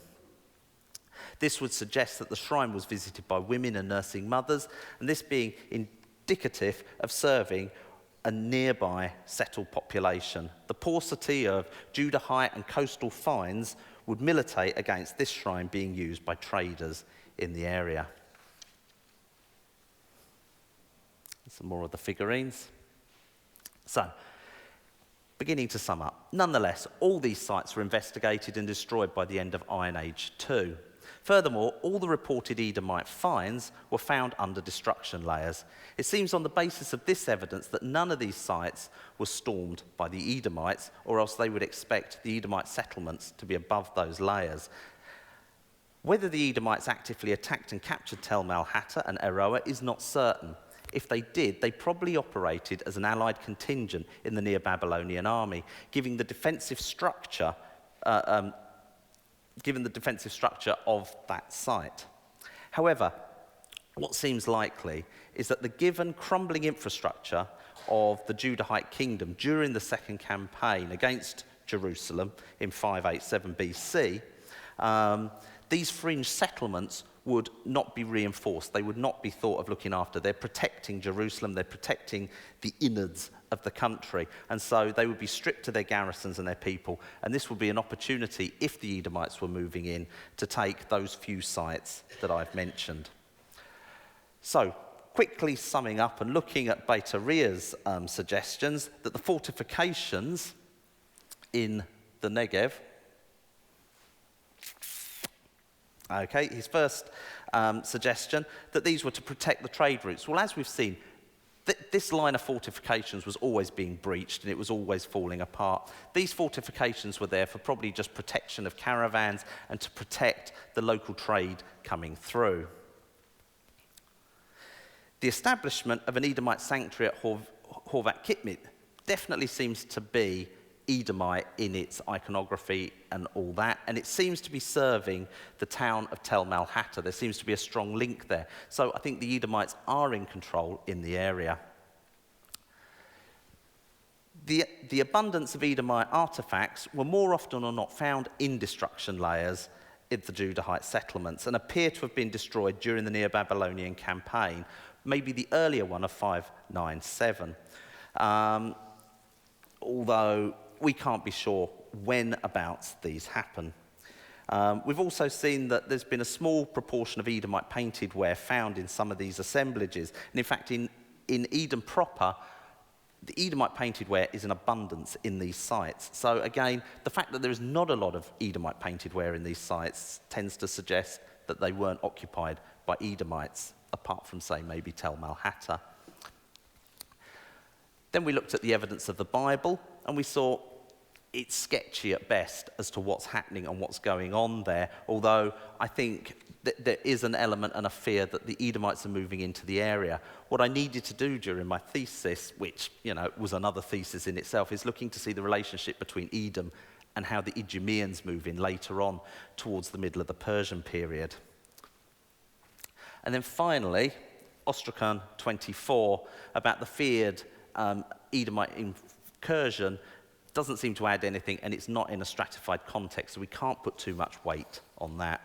So let me just quickly sum up. It seems highly likely that much of the Edomite pottery found in southern Judah was the result of a peaceful penetration of an Edomite population in search of a livelihood that traces the Edomite caravans traveling the trade routes that cross the Negev towards the Mediterranean ports. This would certainly explain why much of the tradable ceramics are found in the early 6th century destruction layers. So the Edomites were already moving in the area as peaceful traders. However, this is not the whole picture. There was a sizable population of Edomites at Tel Malhatta, and this is evidenced by the large percentage of Edomite cooking pots and close proximity of the Edomite shrine at Horvat Kitmit. Tel Malhatta's location in the middle of the Beersheba Arad Valley would have been an obvious choice to control the trade route. Furthermore, although not particularly specific, Edom is condemned by the Hebrew prophets for the violent and aggressive stance towards Judah at the time of the fall of Jerusalem. Even though Edom and Judah appear to have some form of trading treaty in the 7th century, by the early 6th century, that relationship appears to have completely changed. It was my contention that there was an Edomite population in southern Judah in Iron II. I do not believe it was extensive, as some scholars, such as Beit Ariah, claims. Much of the Edomite material appears to have come as a result of trade. The vast majority of the destroyed sites in the northern Negev probably met their fate at the hands of Nebuchadnezzar in 598 or 586 BC, and not by the hands of the Edomites and their aggressive policy. Nonetheless, the Edomites probably received the Beersheba Arad Valley, the trade route, from the Neo-Babylonians as part of the division of the spoils. Edomite control of the northern Negev would free up the Neo-Babylonians from having to garrison the area themselves, and thereby saving money and troops. At the same time, Nebuchadnezzar could reap the revenues from a trade route through a tribute being paid by a loyal and grateful vassal. Thank you. Next two speakers I'll be introducing them. Benjamin Skolnick. Rabbi Ben is from the Northeast. He is our featured speaker tomorrow night. teaches at Southern Connecticut State University, but is also a full-fledged, full-time family rabbi. I mean, he's got a synagogue. He cares for the families that are there. And he'll be speaking on the book of Daniel and modern theories about the persecution that led to the story of Hanukkah. And so those of us who are not Jewish will especially learn a good bit. And those of you who are Jewish still have something to learn from your rabbi, so pay attention. We'll follow Rabbi Ben with Gary Rendsburg, who will be speaking to us. Gary comes to us from Rutgers. Both of these gentlemen have been with us before. We're honored to have them back. Gary will be speaking on Septuagint, which is a label given to Greek translations of the Old Testament scriptures, synagogue, symbiosis, the Jews of Hellenistic Egypt. Both of these gentlemen will be their own timekeepers in a sense. I'll tell them how much time, but they've both got to get back in time for Sabbath, which starts at sundown, so they're on their own time clock to get back for that. And then our last will be Tom Davis, a good friend of our library and our efforts here, who will be speaking on Jews in Cyprus in Hellenistic times. Each of these gentlemen world-recognized gurus in their area and what they'll be speaking on. So do you have your handouts? Are we ready to go? Then with that, I give you, and I ask you to give me a warm Houston welcome to Rabbi Ben.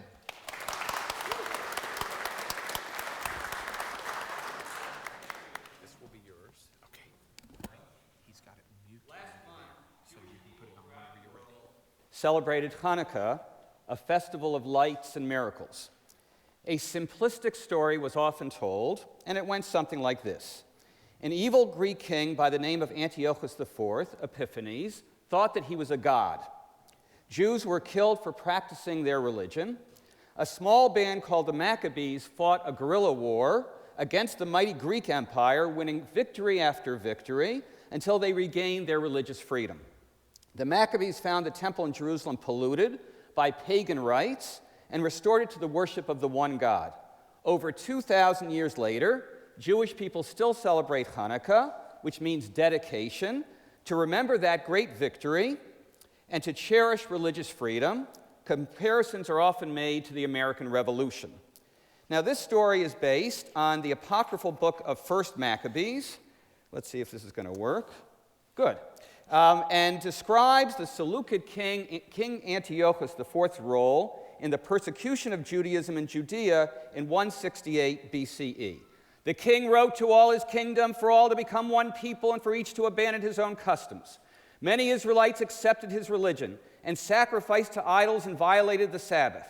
The king sent letters containing orders to violate Sabbaths and festivals, to defile temple and holy things, to leave their sons uncircumcised, so as to forget the Torah and violate all the commandments. Whoever disobeyed the word of the king was put to death. Now, even among skeptical scholars, there is no doubt that these events occurred. Here is Shia Cohn. What provoked the persecution by Epiphanes remains an enigma in spite of intense study by many scholars, but a persecution there was. And the war it provoked is history's first recorded struggle for religious liberty. As for historicity, Seth Schwartz says, there can be no doubt about the main claim that Antiochus issued and enforced decrees against the practice of Judaism. So everybody agrees that there was a persecution. There are several modern explanations for the persecution. The most important view of the traditional version is that of the Israeli scholar Victor Cherikover, who reconstructs the series of events leading to the persecution in a different way. In other words, everybody agrees that there was a persecution, but why? And what's bothering everybody is that this was a polytheist. King Antiochus IV was a polytheist who worshiped many gods. Why would he persecute any religion for anything? His father, King Antiochus III, had a decree where it was like an edict of tolerance for everybody. All of his predecessors had done the same thing. Why all of a sudden is there this anomaly? So Cherikover says the following. It was not the revolt which came as a response to the persecution, but the persecution which came as a response to the revolt. Only on this assumption can we understand Antiochus' decrees and their political purpose. The Jewish faith was faced not after Antiochus' decree, but before it, with the alternative of renouncing its existence or fighting for its life. So what Cherikover is doing is rearranging the sequence. He's saying that after Antiochus sent Syrian troops to Jerusalem and formed a military colony in the Acra, those troops used the temple for their worship and opened the temple to polytheistic citizens of the new Greek Jerusalem. A conservative group, the Hasidians, saw all this as a desecration of the temple and rebelled. Now, a weakness of Cherikover's hypothesis, in my view, is that, again, he changes the sequence of events. First, Maccabees says that the persecution was the cause, not the result of the revolt. Cherikover rearranges the sequence to explain this anomaly of why Antiochus IV initiated a religious persecution. It may not be a coincidence that Cherikover was an Israeli scholar, and he sees the Maccabees as the forerunners of the modern Israelis, fighting for freedom from persecution and independence. He may have seen a reflection of his time and his place in the 160s BCE. The prevailing modern view is that of Elias Bickerman, the greatest scholar of the Hellenistic world, and he claims that 1 Maccabees 1 is just historically false. The impetus for the persecution came not from Antiochus IV, he wouldn't have done this, but from the Jewish Hellenists, led by the high priest Menelaus, who wanted to change the very nature of Judaism. These Jewish Hellenists, Bickerman says, wanted to assimilate into the Greek world by getting rid of the Jewish identifying mark of circumcision and the other particularistic Jewish rites and rituals. These Jewish people, Bickerman says, put Antiochus up to the persecution. He didn't really have any interest in changing the religious beliefs and practices of his subjects. Menelaus received military aid from Antiochus IV that developed into the religious persecution. It was a civil war. It wasn't a revolution.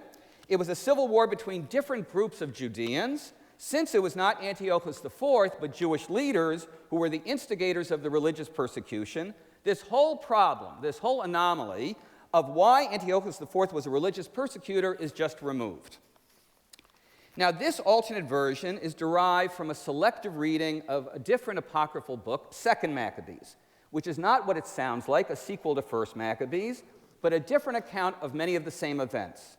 A weakness of Bickerman's position, in my view, is that it must discard the clear statement that we saw of 1 Maccabees 1, passages in 2 Maccabees, which I'm about to tell you, and as I will emphasize, passages in the biblical book of Daniel. Since Bickerman bases himself on 2 Maccabees, it is instructive to see that 2 Maccabees 5 explicitly states that Antiochus was angry over the revolt in Judea and massacred its inhabitants, and that 2 Maccabees 6:1 states that, I'm sorry, I went too far. But sent Gairon the Athenian to compel the Jews, I can't see it in the sun, I don't know what it says, to something to their ancestral laws and to cease living by the something, and also to defile. Anyway, what it's saying is that King Antiochus IV sent somebody to do this persecution. So why does Bickerman say that Antiochus IV didn't do the persecution and there was the Jewish Hellenists? Why does he disregard passages in 1 Maccabees and 2 Maccabees, and as I'll show you, the book of Daniel? I don't know, but Bickerman was a European Jewish man who saw the assimilation of Jewish people, saw different Jewish groups in modern European countries, and maybe he saw a reflection of his time and place in the 160s BCE. In other words, I'm trying to say something about scholarship. You have to know who the scholar is. The scholar is asking questions in a certain way that reflect the questions of his time. Klaus Bringmann, good, says that we shouldn't think that King Antiochus IV persecuted the Jews because they wouldn't abandon their religion. Instead, his motives were only political and economic, and I'm going to just summarize this. He says that Menelaus was bringing in the money, and so he wanted to defend Menelaus, and so he officially issued the edict, but the onus is no longer on Antiochus IV at all, but on the Jewish priest Menelaus.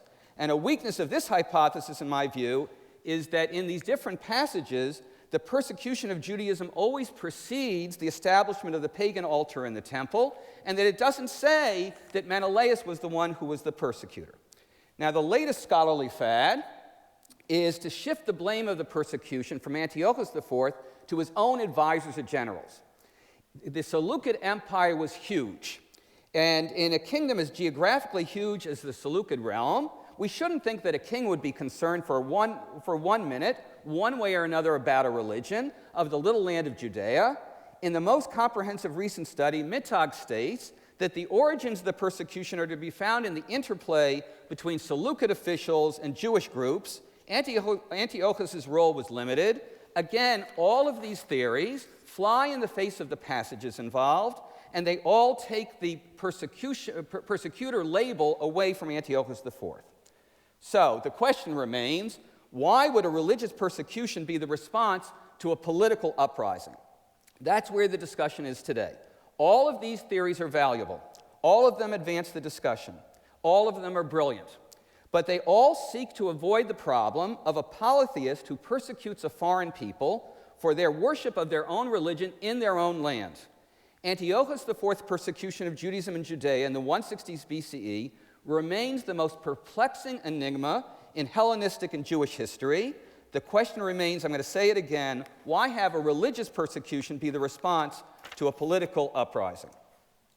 So, I'm working on a new theory, and this is audacious of me, after all of these brilliant men have tried, and my attempt is to utilize a source always neglected by all of these interpretations, and that is the biblical book of Daniel, which absolutely condemns Antiochus IV for instigating the persecution and states why and when. Now, why do none of these scholars talk about the book of Daniel? I'm not sure. Maybe it's prejudice against the Bible. Maybe it's not thinking the Bible is a historical source. I don't know. I just know that the references to the book of Daniel in all of their works are few and far between, when actually the book of Daniel gives us a detailed account of the persecution. And I also insist that we should study Antiochus IV's career before the persecution. Knowing his biography, like knowing anybody's biography, reveals a lot about the person. And it reveals in this case that Antiochus did not instigate the first religious persecution in history, which is what everybody is saying, but imitated a violent religious persecution to which he himself was a first-hand witness. Knowing his biography can lead us to an understanding of why he did what he did, and this view will fit perfectly with what the book of Daniel says. The Antiochian persecution must be seen in a context. It's in the context of the rise of Antiochus IV and his need for power and money that caused the rise and fall of the high priest Jason in Judea and the rise of the high priest Menelaus in Judea. And so if we study Daniel, especially chapter 11, verses 20 through 24, and other extra-biblical evidence, we may be able to provide a political and economic context for all of these enigmatic events. Now today, very quickly, I can only present a quick outline of a reconstruction of this context. Since what I'm going to be saying is going to seem very different than the usual theories, I just want to tell you that I have published detailed articles on I think, all of the matters I'm going to be talking about. So, here's Daniel 11:21. Let me give you the background. Here's the historical background that we're going to need. From 192 to 188 BCE, Antiochus IV's father, Antiochus III, waged war against the ascendant Roman Republic. He lost. And under the stipulations of the treaty, Antiochus III was forced to retreat, pay annual tribute of 1,000 talents, and send hostages to Rome. His son, our nemesis, the future Antiochus IV, became the principal hostage in Rome for 12 years, from 187 to 175. Even after his father died and his older brother Seleucus IV became the king, they left him in Rome. Now, why is this so strange? If you would know about the Seleucid kingdom, you would know that princes were always used as big administrators, as viceroys. They had huge positions. They were commanders of armies. And to leave him in Rome is to scorn him. And indeed, Daniel 11:21 says, "There will stand in his place a scorned man who was not given the splendor of royalty, and he will come and take the kingdom, the kingship, with schemes." So that's what Daniel says, and it is absolutely correct. Antiochus IV is cooling his heels for 12 years in Rome, waiting to get back, waiting for a position, doesn't get it. Finally, he has something to do with the assassination of his older brother Seleucus IV, and he comes back with a vengeance, but there's a problem. And the problem is that Seleucus IV, his older brother, had a couple of sons, and one of them's name was Antiochus, just to get you even more confused. And so there's this little boy, and we have his coins, this little boy named Antiochus, who is the rightful heir to the throne, and our guy, Antiochus IV, is just the uncle of the king who has never held a big position in the kingdom, but he wants to be king. And so he comes in with the help of Rome and Pergamon and a couple of other forces, and he comes in, and he is very appreciative of what Rome has done for him. When he was in Rome, he loved Rome. And all of the things that you see on your screen, he would wear a toga. He ran for office, even though he didn't have any office to run for. He sat in a Roman chair. He reviewed the soldiers in triumphal processions. He loved gladiators. He employed Roman architects. And there are more very specific pieces of evidence to show that he loved Rome. And he even said at one point, "You treated me like a prince, not like a hostage." And this is while his own family was leaving him there. So, for all of the theories that I told you about, I didn't tell you about another one by Jonathan Goldstein, may he rest in peace, which has been discarded and rejected by just about everybody. And even Goldstein himself, towards the end of what turned out to be the end of his life, sort of made modifications. But he had this very important point. The years during which the future Antiochus IV was in Rome were epoch-making in the history of the development of Roman civic and religious institutions. Antiochus IV modeled his persecution, Goldstein says, on the persecution of the Bacchants, Bacchus Dionysus in Rome, when he was a hostage there in the 180s BCE.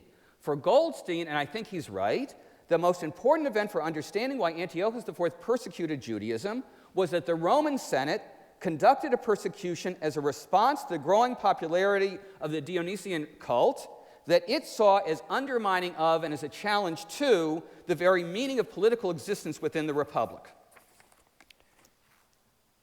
Livy informs us that the rapid spread of the Bacchic cult, which he claims indulged in all kinds of crimes and political conspiracies at its secret meetings, led in 186 BCE to a decree by which the Bacchanalia, and remember these are religious rites, and this is a religious group, they were prohibited not only in Rome but throughout all Italy, which was really a foreign country. According to Livy, the measures against the Bacchants, the Bacchic cult, were conducted over a span of 5 years, so this wasn't just one little massacre, took the lives of 7,000 people, the majority through execution. They were being executed for living lives in their religion, caused great terror inside and outside of the city, numerous suicides, and a mass flight of these people from Rome. And according to Cicero, the measures even included military attacks on the group. Now, the Roman Senate's decision to suppress the Bacchanalia in 186 BCE constituted, as far as I know, and I'm hoping that my friends, the other scholars, will help me and give me other parallels, but as far as I know, constituted the largest systematic persecution of a religious group to that point in history, at least as I know it. While Hume and others always insist that there's a strong interrelationship between monotheism and religious persecution, I think that polytheistic societies may have been quite capable of systematic religious exclusion and persecution. In Rome, religion and the state were one. It was a civic religion.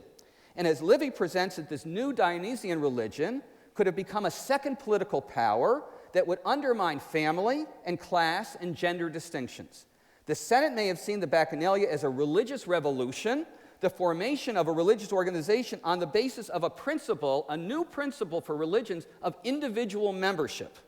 The situation may have been seen as a collision of two forms of religiosity, the religiosity of the Roman state cult that fostered the political community, and the apolitical religiosity, which was often orgiastic, of the worshippers of Bacchus Dionysus that promoted the fulfillment of the physical individual and his or her desires. Those who know the history of early Christianity in Rome will start to see some parallels. In short, Antiochus learned that religion can be politically problematic. So it's fair to conclude we have every right to think that Antiochus IV took all of this in. He was there at the time and watched over those 5 years a religious persecution.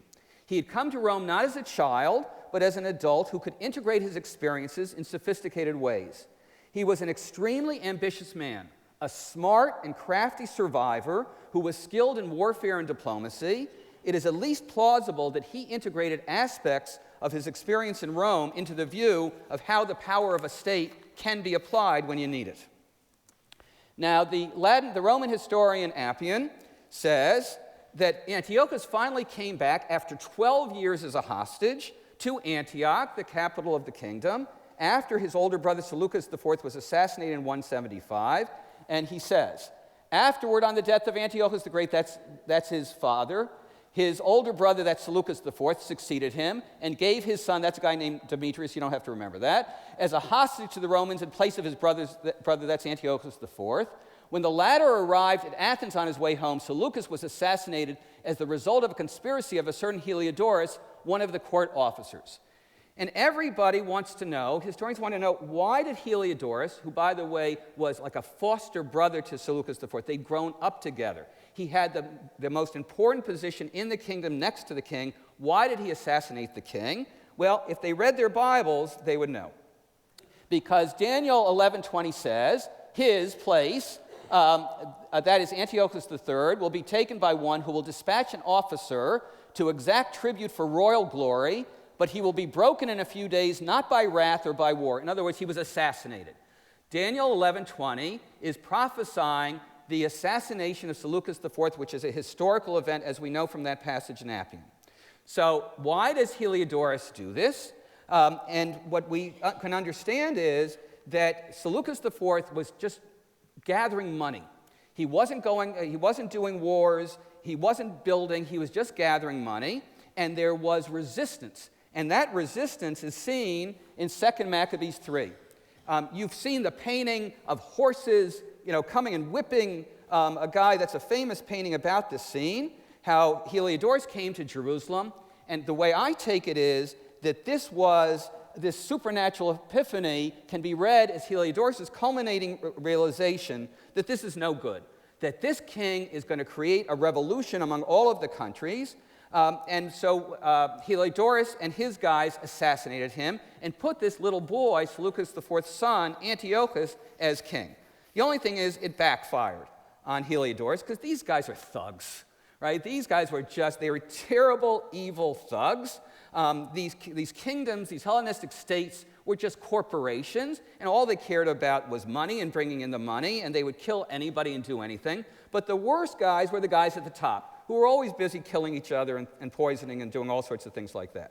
So this Heliodorus, as Appian says, when he sought to possess himself of the government, in other words, he was going to become the regent to this little boy king, he was driven out by Eumenes and Attalus. They are the king and crown prince of Pergamon, who installed Antiochus, that's our guy, therein in order to secure his goodwill. So now Antiochus IV is the regent. Now there's a big difference between being a regent and being the king. The boy, the rightful heir, Antiochus, this little boy, is still the king, and Antiochus IV is the regent, but that's not good enough. He doesn't care that he's ruling the kingdom. He wants to be king, and even though this boy is his nephew, he's not satisfied. And so what he does, he goes on this quiet campaign, and Daniel 11 is going to give us a few verses. I'll give those to you in a minute. I'm just giving you the context, that he had to rise to power. This boy had the establishment on his side. They liked him because they could control him. But Antiochus IV wanted to be king, but he needed to bide his time. He had to get stronger and stronger, and he needed lots of money in order to do it. So now I'm going to read you these verses in Daniel, so I can show you the succession, how it lays it all out. Again, I've read this verse before. I'm going to read it again. There will stand in his place a scorned man, that's Antiochus IV, who was not given the splendor of royalty. In other words, they didn't let him do anything. And he will come, as he did, and take the kingship with schemes. He did not become king very quickly. It took years. The forces of the flood, this is Daniel 11:22, including the prince with whom he made a compact, that's this little boy that I keep talking about, who's the king, will be overwhelmed and broken by him.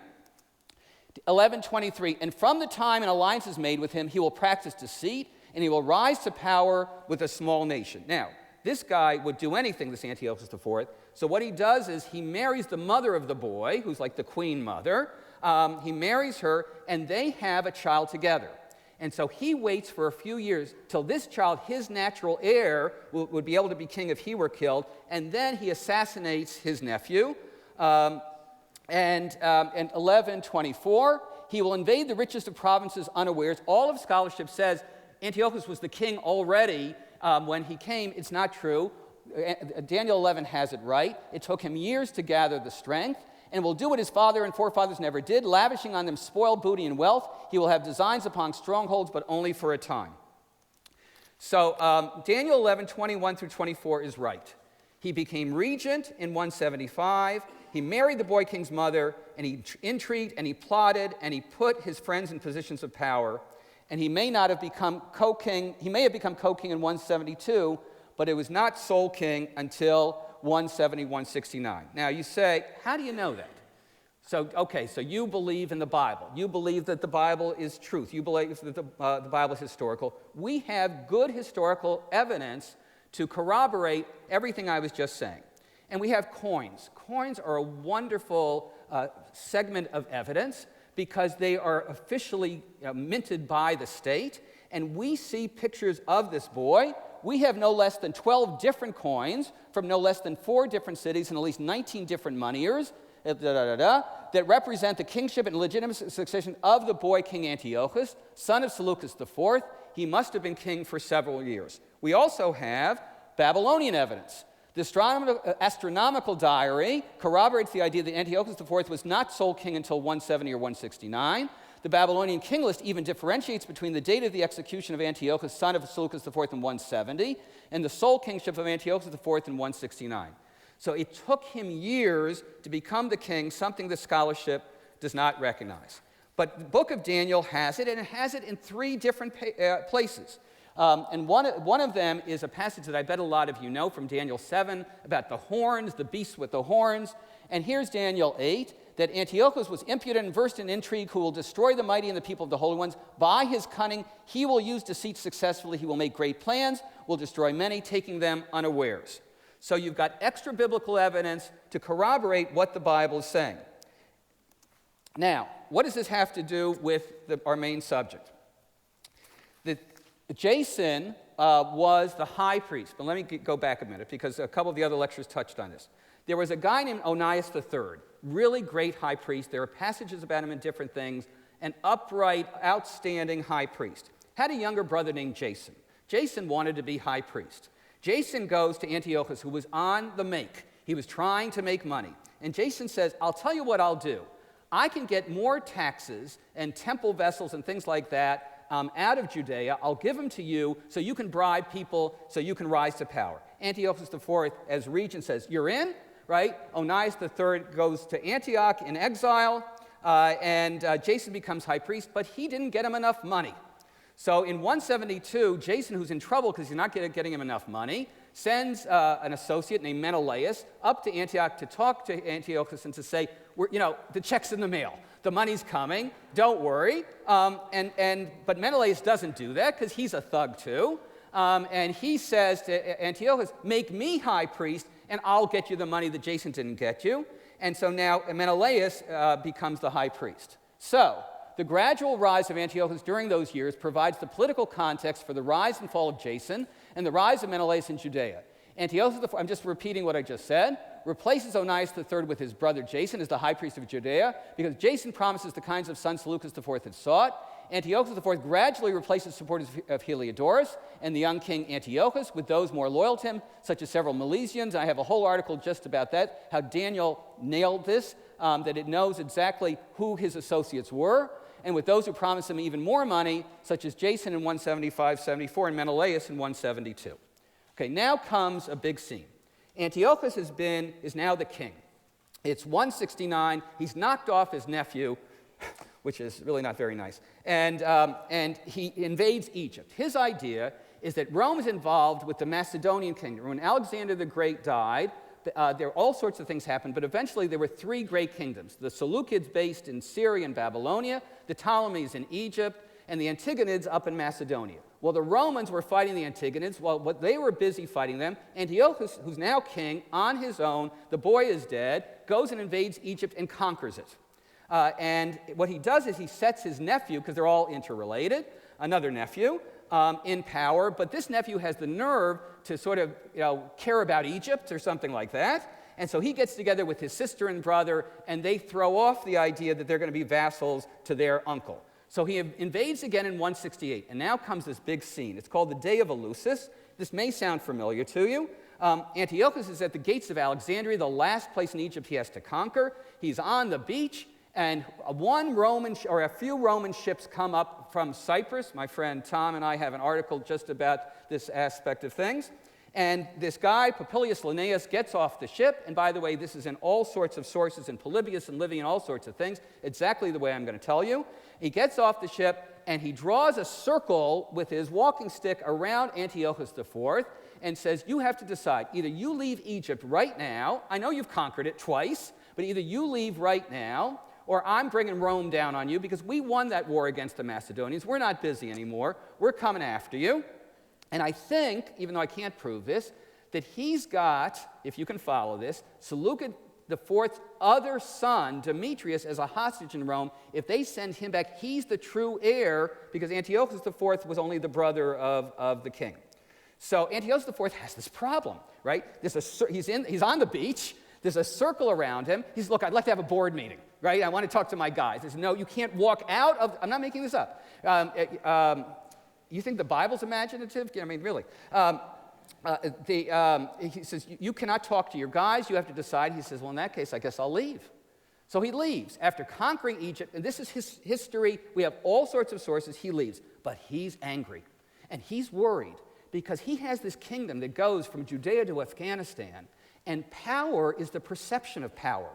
In a kingdom that's that far-flung, if they hear that he's been humiliated by the Romans, he's done for. None of them want to be part of the Seleucid kingdom. They're not loyal to it. Everybody wants to have their own state and their own control. And so it's a dramatic humiliation, and he's got to do something because this humiliation threatens the perception of his power in his own kingdom. It's at that moment that something happens. Remember Jason. Jason was the younger brother of Onias III, the high priest, who had then been thrown out because he didn't get enough money. Well, Jason has been cooling his heels in the Transjordan, and he's been gathering up a force, just waiting for a moment to come back and to become high priest again against Menelaus. So he hears a rumor. Remember, they didn't have the internet. He hears a rumor that Antiochus IV has been killed by the Romans in Egypt. He believes it because that was the news. That was on CNN, the Canaanite News Network or something like that. And so he marches on Jerusalem with 1,000 guys, and they have a bloody coup in Jerusalem, and Antiochus IV is not dead. As a matter of fact, he's in Egypt coming back to Syria, and guess what? He's going to pass by Judea. Israel's always had the wonderful fortune of being in the middle of everything just when you didn't want to be in the middle of everything. And he has these thoughts. He remembers what the Romans did. What the Romans did was to use religious persecution for political gain. He had integrated that. And now he's got a reason. Now, the Jews are known for one thing throughout the Hellenistic world, that they're strict and loyal adherents to their religion.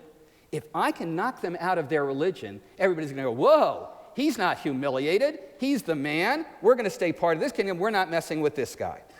And indeed, Daniel 11 says, everything that I just said, at the appointed time he will return and he will come to the south, but the second time will not be like the first time, and the ships of Cyprus will come back with him, but he will be driven out, and he will return raging against the holy covenant. Daniel had it right. He was humiliated, and he was raging, but he couldn't do anything to the Romans. So, this is what bullies do. When you can't take on somebody your own size, you take on somebody smaller. So, in so doing, he uses that model that he'd learned in Rome, of the persecution of the Bacchants that he'd personally witnessed while a hostage in Rome. So I'm really sticking to the time thing. Here's my conclusion. Antiochus IV learned in Rome that a religious persecution can be a weapon in the arsenal of political power. Jason's rebellion in 168, motivated by rumors of Antiochus' death, but really at the moment of his political humiliation was a pretext for a demonstration of such power. For all of the modern theories that I told you, the Bible knew this thousands of years ago. Thank you.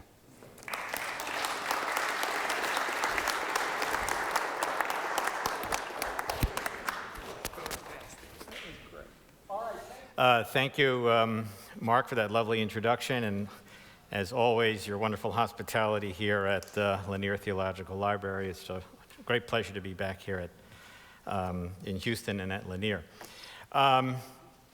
Septuagint, synagogue, and symbiosis, the Jews of Hellenistic Egypt. We just had some mention from Ben about what happens when the empire of Alexander the Great falls apart upon the death of that great ruler in 323 BCE. This is the extent of Alexander's remarkable empire, stretching from his homeland in the northwestern part, Macedonia, into Egypt, as you can see, across the Near East, all the way through modern Iran, and in fact, to the Indus Valley of modern-day Western India. Quite a remarkable achievement. A bust of the young Alexander, not contemporary with him, but from a couple hundred years later, now housed in the Third Temple, known as the British Museum. When Alexander arrived in Egypt, of course, he had to style himself as if he were, and he was, the ruler of Egypt, and therefore, like all other pharaohs, is inscribed in the documentary evidence with a cartouche of his name, this one now in the Louvre. And of course, you all remember how to read your hieroglyphics from previous Jim Hoffmeyer lectures here, and here are the equivalent Roman alphabet equivalents of the hieroglyphic signs being read from right to left to get us the name Alexander. Upon the death of Alexander, there are, again, depending on how you count, Ben mentioned three. I've called this one the four successor kingdoms to Alexander the Great. Two of them up in the northwest again, in what is more or less Greece itself. Ancient Greece included not only modern-day Greece, but also Western Turkey, modern-day Western Turkey. But the two empires, which of course are the largest geographically, are that huge Seleucid Empire, which Ben just referred to here in the golden, and what will concern us this afternoon is the Ptolemaic Empire in Egypt. So upon the death of Alexander, a couple decades pass, and as the dust settles, you now have these two very large empires with the Seleucid dynasty and the Ptolemaic dynasty. And if we zoom in a little bit, you'll notice what the map has done here. It has shown you the overlap between the blue and the gold right there in the land of Israel. Ben just mentioned Israel's always in the middle of everything. The Ptolemies and the Seleucids were their boundaries of these two large empires met exactly in the land of Israel. And what this map has done is to try to show you that at times it was ruled by the Ptolemies and at times it was ruled by the Seleucids. For the first 100 years, that is to say almost exactly the 3rd century BCE, down to about the year 200, the land of Israel was ruled by the Ptolemies. Eventually, the Seleucids ousted the Ptolemies, and the Ptolemaic kingdom receded to simply Egypt, and as you can see, west of Egypt along the Mediterranean coast to modern-day Libya, ancient Libya as well. Here are the dates of that Ptolemy dynasty, founded by Ptolemy I, who'd been a general under Alexander. If Ben didn't confuse you enough with the names of all of the Seleucid emperors, the number of Seleucid emperors named either Seleucus or Antiochus, we have the same problem here in Egypt, where the Ptolemy name was clearly the name that was the regnant name, pun intended, of these rulers of Egypt, and various queens, 7 of them named Cleopatra, 4 of them named Berenike, and the famous Cleopatra is Cleopatra VII, the last of those who had liaisons both with Julius Caesar and Mark Antony in the very time, 30 BCE, when the Ptolemy dynasty ceased to exist and it was incorporated into the Roman Empire. So that's your historical background of general history, and let's bring the Jews into the picture. The Jews had lived in, obviously, their homeland of Israel, and as Jim Hoffmeyer showed earlier today, in Egypt for centuries, under mainly Persian rule for 200 years, and then under the rule of Alexander the Great. And the Jews were relatively happy to live under such circumstances when the Assyrian and Babylonian deportations are still part of not quite living memory, but of historical, cultural, collective memory, as Lawson spoke about earlier this afternoon.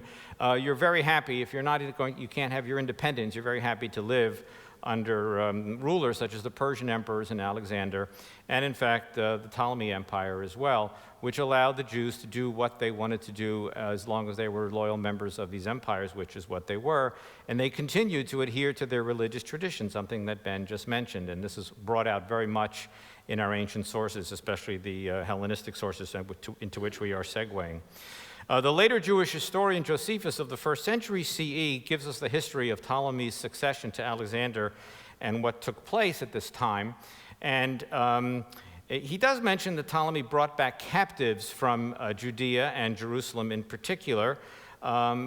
This sounds, as we would not be very happy with such a thing. But apparently the Jews were not so unhappy with this, because Josephus goes on to talk about, well, first of all, on Ptolemy's side, how he had heard that they'd been loyal to Alexander and he wanted them in his midst and placed them to serve in his garrisons in Egypt. We'll get back to that later on. But the paragraph that I'm now quoting there, not the stuff under the bullets, which is an actual quotation from Josephus, at the end of that, Josephus actually says that there were not a few other Jews, that is to say, not many Jews, who of their own accord went to Egypt as invited by the goodness of the soil and by the liberality of Ptolemy. Right? So I repeat the idea that Jews remain loyal members of the empires under which they lived, the exception, of course, being the time of Antiochus IV, as we just heard and just as illuminated so well by Ben. So here is a map of the Ptolemaic Empire indicating the cities in which Jews lived, right? So there's Jews living in Egypt now for several centuries, going back to the time of the end of the kingdom of Judah, as Jim discussed earlier today. And they are concentrated in the time of the Ptolemies, as one would expect, in northern Egypt, the area which is closest to the Jewish homeland in Israel. But they, in fact, do stretch all the way down into southern Egypt, what we call Upper Egypt, as far south as Aswan, something that Jim also talked about. So you get to see the widespread Jewish community over the course of centuries developing, and we're now, of course, talking about the late 4th, and in particular, we'll be talking about the 3rd and 2nd centuries BCE. Some of the evidence for this, we have a Jewish tomb, some of the earlier evidence under the Ptolemies, a Jewish tomb at Alexandria, early on in the Ptolemaic period, with the name of the Jewish person who's buried there in Hebrew script and in Hebrew, Akavia ben Elionai. And this gives, just one of the examples that we can give you actually in Hebrew, which is quite interesting. We also have tomb inscriptions, and many, many more so in Greek, right? So as you have the Alexander's conquest of much of this area, including Egypt, you have an ever-increasing use of Greek, and we're going to talk about that in just a moment even more so, especially in the north, and in particular in the city of Alexandria, right, which you saw on the map a moment ago, I hope, at the northwestern tip of the Nile Delta. This was a brand new city that was founded by Alexander, and of course named for him, and it's styled as a Greek polis, okay, a Greek city with all the trappings of a Greek city. So you think of Alexandria as being in Egypt, and yes, you should think of that, but it is, for all intents and purposes, a Greek city, where Greek was spoken, where the city planning, the urban planning, the institutions, everything about it was Greek. It's a Greek city, just happens to be situated in the land of Egypt. So the ever-increasing use of Greek in northern Egypt in particular is something that we need to be thinking about, so that, for example, tomb inscriptions written by Jews shift from the one I just showed you in Hebrew to inscriptions that are in Greek. And here are two examples, and this comes from the very place that Jim showed you several pictures of earlier, Tel El Yehudia, known in the Hellenistic period as Leontopolis. And we can tell that these are Jewish individuals by the names of the person who was buried there, right? How do we identify Jews in the documentary evidence? Well, you have somebody on the left. We would anglicize his name as Jesus, but it would go back to some form like Yeshua or something like that. And of course, the one on the right somebody whose name was Abraham, now in a Greek style. So that just gives you some of the context as we move into the three S's in the title of my talk: Septuagint, Synagogue, and Symbiosis. The Septuagint is the Bible translated into Greek. Early on in the Ptolemaic period, Ptolemy II is creating the Great Library of Alexandria. Might as well show you the next slide, which is an artist's imagination of what it was like in the 19th century. You can see this great architectural site and the library. I think the Lanier Library evokes some of the what you see here. Okay, I hope Charles and Sharon are paying attention. Okay, but you see the scrolls. Everything is still written on papyrus scrolls, right? There are no bound books on shelves and so on and so forth. And it's in the reign of Ptolemy II, building the Great Library, where he decided that he wanted to have a copy of every book that was, like the Lanier vision, of every book that was relevant to the peoples that he ruled. And that would include, of course, Jewish scripture. So that's one version of the story. The other version is that the Jews, that is to say that it was from the top down, that the king decided that he wanted a copy of the Jewish scriptures in a language that he could know, which of course was Greek. The other version of the story is that the Jews of Hellenistic Egypt, over the course of centuries now, no longer knew Hebrew well enough to read the scriptures in Hebrew, that they really needed it accessible to them in a translation into a language which they understood, which of course was Greek. As I repeat, okay, you're in Egypt, but the language is Greek, right? The language of these cities, especially Alexandria and the other smaller cities like Leontopolis in the area, is all Greek. It's probably a bit of both, right? It's very possible that Ptolemy II wanted a copy of the Bible in Greek, and it's very possible that the Jews, these are not competing narratives, right? They sort of, the truth is probably somewhere in the middle. And the Septuagint was accomplished by these Jewish scholars translating the Bible into Greek in the middle of the 3rd century under the reign of Ptolemy II. And in the course of the next century, the other parts of the Jewish canon, the prophets and the writings, were also translated, so that eventually the whole Bible gets translated into Greek. Now, what did it mean for the Jews to do this? Okay, this is not just something that they did. Let's think about this. This was the first time ever that the Bible was translated into a foreign language, right? The Torah, let's just talk about the Torah, because that's the original part of the Septuagint. This is sacred scripture for Jews. It is canonical to Jews. It has been that way for centuries. We can debate when the Torah was elevated to its canonical status, but certainly been centuries by this point. And there is a need to have that scripture available to people who no longer understood it in the original language. What was it like for the Jewish scholars who sat down to do this for the first time at a writing table or something, where somebody held the Hebrew text in a scroll, right, of the kind of Torah scrolls that we still use today, and started reading aloud with Genesis 1, and word by word said it out in Hebrew, and then somebody, his colleague, wrote it out in Greek, translating each one, so that the person reading the Hebrew said the word Bereshit, and then the person writing it down in Greek said en arche, right, in the beginning, right? And they just went through that way. And I'm going to give you words that you would recognize. And when they got to the third word of the Bible, Elohim, God, they wrote down theos, the Greek word for Greek. And when they got to the next major word there, Shemayim, heavens, right, they wrote down uranos, uranon, the accusative case, the Greek word for heaven, our planet Uranus. And then when they got to the last word of the first verse, haaretz, the land, they wrote down the Greek word, with the definite article, ten gein, okay, the land. Think about what it took to do this, and what a remarkable step it was for a religious tradition to translate its scripture, its sacred text, into another language.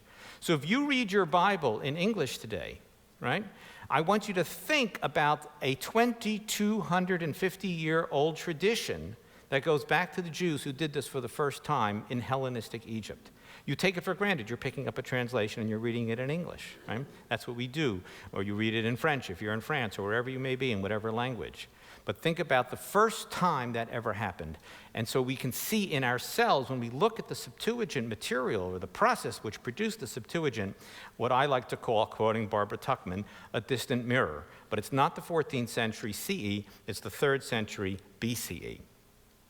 Quite remarkably, the Septuagint spread to Jewish communities not only in Egypt, where it was created, but actually outside the land of Egypt, back into the land of Israel, where they in fact still spoke Hebrew and read Hebrew fluently, but they still also now had access to the Bible in Greek as well.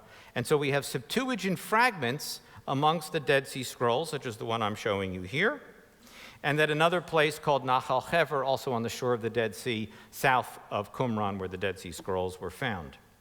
This will become the Bible of Christianity, of course. Right? The New Testament, written in Greek, almost always is quoting the Bible in Greek from the Septuagint, right? And this, it will then, of course, also allow Christianity to spread into Greek-speaking communities in the Eastern Mediterranean. And so we have all sorts of papyrus fragments of the Bible in Greek, most likely through Christians, although possibly this is the book of Deuteronomy, through Jews as well. We simply can't tell, obviously, from looking at something like this. And eventually this culminates in this becoming the Bible of Christianity, and this is the most glorious manuscript of all of them, from the 4th century, written on parchment, an entire codex called the Codex Sinaiticus, because it was housed for most of its life in St. Catherine's Monastery in the southern Sinai.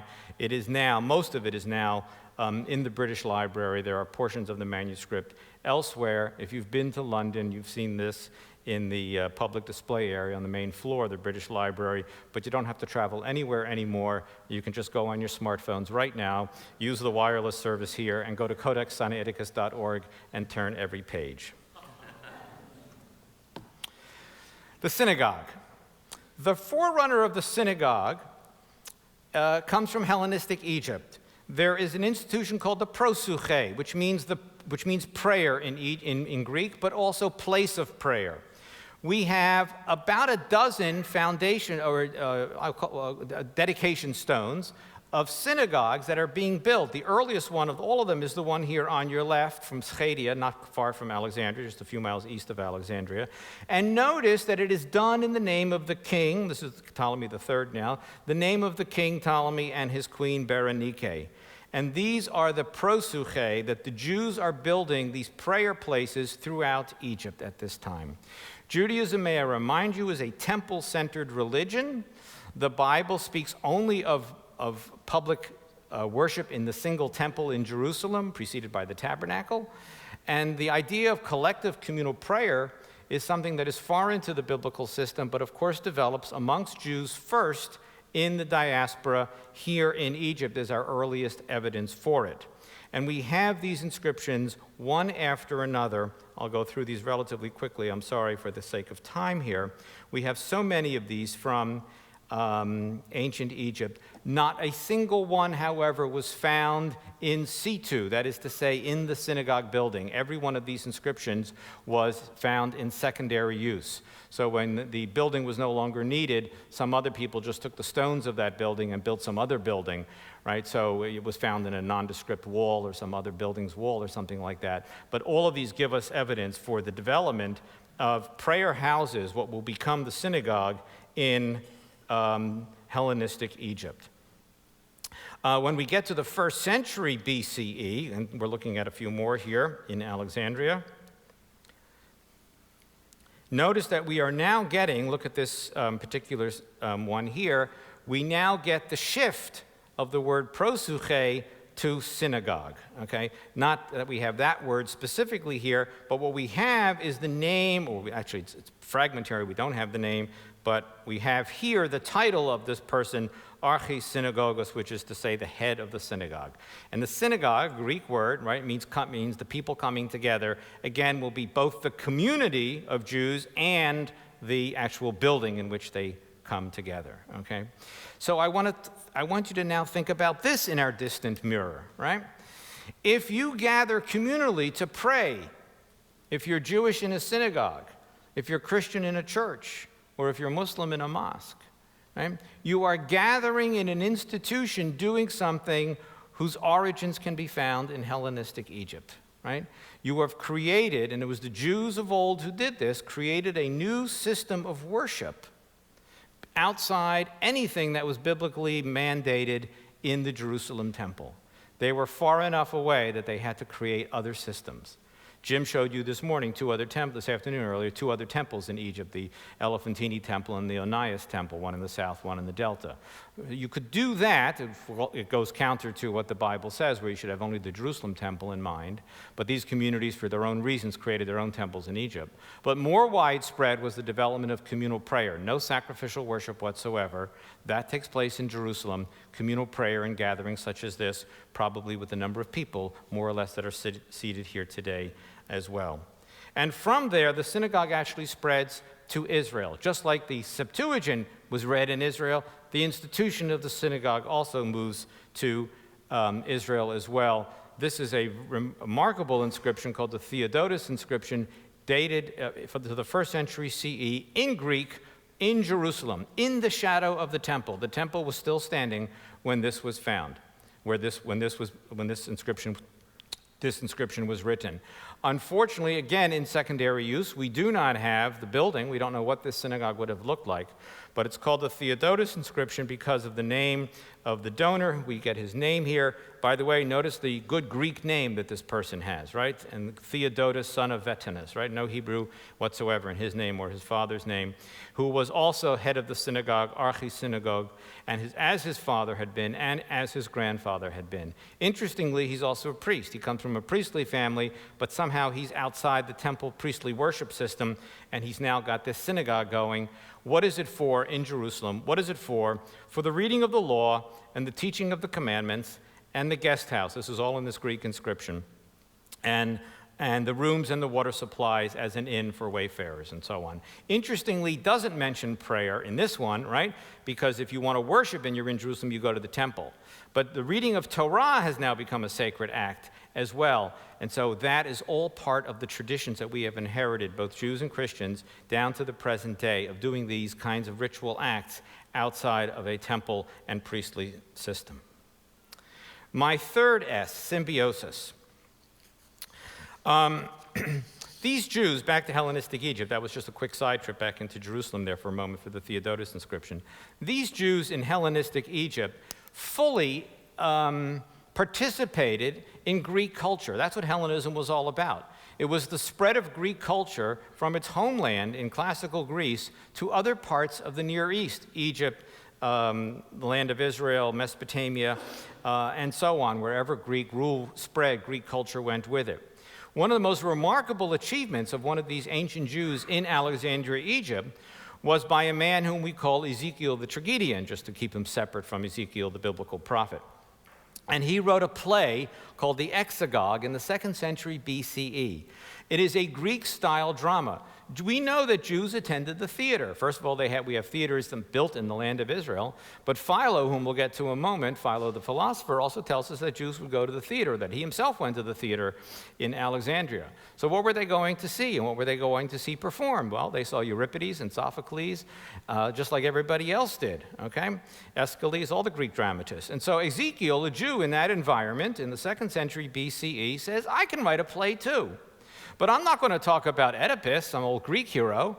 I'm going to write a Greek play, a play in Greek, Greek-style drama, a tragedy, and I'm going to call it a tragedy, it's not a comedy, a serious play, but I'm going to tell my national story. And my national story is, of course, the Exodus from Egypt. And so he has a 5-act play, just like the Greeks do. We have 269 lines of this play extant, not the whole play, unfortunately. It is written in iambic trimeter, exactly like Euripides did. It's replete with all of the devices of Greek drama, right? You have to have a monologue in a Greek theatrical production. So, of course, that is placed into the mouth of Moses.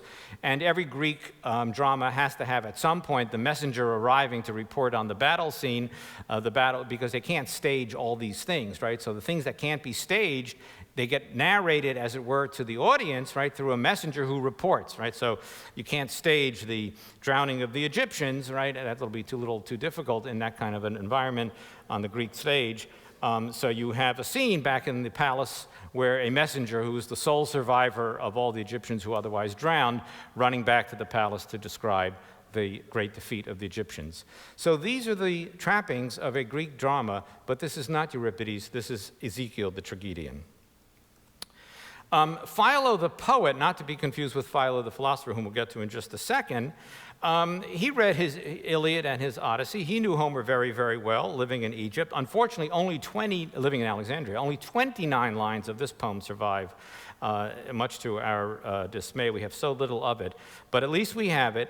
It's written in hexameter, the same kind of meter, the rhythm that Homer uses, but instead of doing an epic poem about the Trojan War or about the travels of Odysseus after the Trojan War, Philo the poet decides to write an epic poem about his national literature, and of course it focuses on Abraham and Jerusalem, at least the two largest chunks of this poem that still survive down to the present day. And the greatest example, probably, and the most famous of this symbiosis is Philo the philosopher, and there are his dates. Voluminous writings, all of which are extant today. We have 90 or 95% probably of what Philo wrote in his lifetime, almost all of it in the Greek original. And Philo, again, read all Greek philosophy. He read his Aristotle, he read his Plato, he read the Stoics, he read Pythagoras. He knew it all, he read it all, and it all influenced him. In particular, as you can see here, Plato, Pythagoras, and the Stoics. He had less interest in Aristotle. And to him, the Bible, right, he had to take his Jewishness, which held that the Bible was the source of religious revelation, and his Greekness, as it were, for which the greatest intellectual achievement would be the philosophical truth of the peoples that I've just mentioned, and he brought them together and melded them together into a single system, which is the first philosophy of Judaism that we possess. He used an allegorical approach to Scripture. He would go through the Bible and talk about various things. He got all of this from Plato, right? Plato's tripartite division of the soul is something that you see in Philo. Everything has to have an allegorical meaning in Plato. Therefore, it has to have an allegorical meaning. This may look like a lectern, right? But Plato would tell you this is not a lectern. This is just an imperfect replica of the spiritual great lectern above, right? That's what Plato would tell you. Similarly, that's the way Philo approaches. I use the lectern, not the computer, since Philo didn't know about the computer. And that's how he approaches Scripture as well, right? So Joseph's coat, for example, his coat of many colors, right, isn't just a coat, right? It represents, it's an allegory for the diversity of life that we have, right, because of its many colors. These are the kinds of things that Philo was doing. He gets it all out of Plato and other Greek philosophical traditions. He writes books on the questions, he asks questions and answers them, the questions and answers to the books of Genesis and Exodus, where he goes through and explains passages. Where did he get that from? Because the Alexandrian Greek scholars doing the same thing for Homer, he does it for Judaism as well. Jewish occupations, every possible occupation. They were wool merchants, vine dressers. Notice these names, right? These are Jewish names, okay? Samuelis, right? Samuel. They were farmers, they were potters, they were weavers, they were flute players, donkey drivers, everything. We have a wine tax, ostracon, which records the tax being paid by somebody called Aristomenes, which of course is not a Jewish name, but he is called the Jew from Thebes in southern Egypt, and so on and so forth. And we have soldiers, to get back to where we started, serving in the Ptolemaic army. We have this couple of papyri which describe these Jews, and they're called Jews.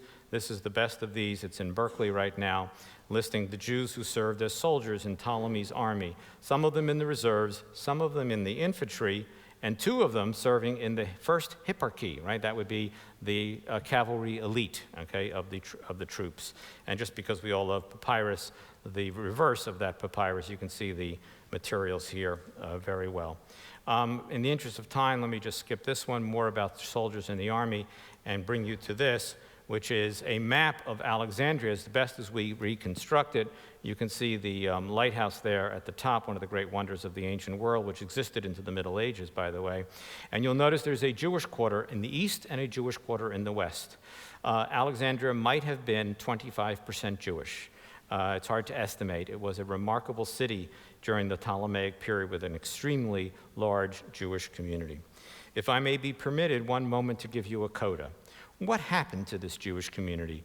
Where did it go? Jews continued to live in Egypt in large numbers throughout late antiquity, through the early Christian period, the Byzantine period, into the Middle Ages, and the Muslim period. The largest community of the Jews in Egypt shifted from Alexandria to Cairo in the Middle Ages, and there it thrived, where Maimonides served as the rabbi in the 12th century. And Jews remained there in Alexandria for more than 2,000 years. 2,000 years after the Jews that I have just shown you who lived in Alexandria, the Jews left Egypt en masse in 1956 during the anti-Israel fervor that was stirred up by Gamal Abdel Nasser. A great book on this subject is written by Andre Assiman, Out of Egypt, a memoir published, oh, that's not 19, that should say 1985, sorry, something like that. It's a mistake, 85 or 95, I don't remember. And Assiman talks about the life of the Jews in Alexandria as he remembered it as a child. And the book ends with their leaving Egypt on Passover. The last chapter describes the last Seder meal they ever had at home as he was a child. And the last words of the book are what I have on the screen here. And he talks about how we walked out of our home along the beach for one last time, where people would see us outside the theaters, our neighbors, as it began to drizzle. And they, our neighbors, would never, ever know, nor even guess that this was our last night in Alexandria. Our family tradition is to read this every year at our Passover Seder to remember how the Jews came out of Egypt. Thank you.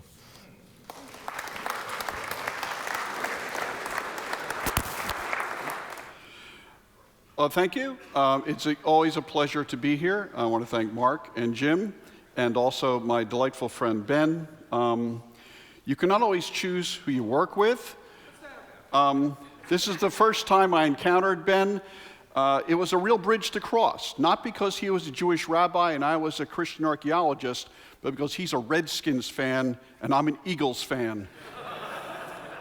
But we found a great unity in our hatred for the Cowboys. I want to jump to a particular province of the Ptolemaic Empire, Cyprus. And Cyprus, you have to keep in mind, has a very specific identity issues. The Cypriot spatial values of island identity, its strategic location, natural resources, and the temporal values of language and religion. Braudel lays out for us that identity is clued in through language and religion, and that is the core heart of who we are. The island identity is very significant for Cyprus. It is a place where people come together and meet in one place and have no way off. On an island, you can't leave. When your neighbors change, you're stuck with them. So when the Egyptians come and the Hittites come and the Assyrians come, they're all there. Not until the 20th century, really, would Cypriots begin to disperse themselves. So that's one of those complex identities of Cyprus, is it is a multifaceted, mixed place. It's strategic location. Everybody comes because there's a real reason to come, particularly when the Eastern Mediterranean is not controlled by one power. As we've seen after the death of Alexander, the Mediterranean's a battleground. And you want to hold Cyprus. It prevents the Syrians from coming down to Egypt, the Egyptians from going to Greece, the Greeks, the Macedonians coming directly into Syria. Whatever you want to pick, somebody has to hold Cyprus, and that person will have a long and secure time of it. Then finally, the major strategic resource is copper.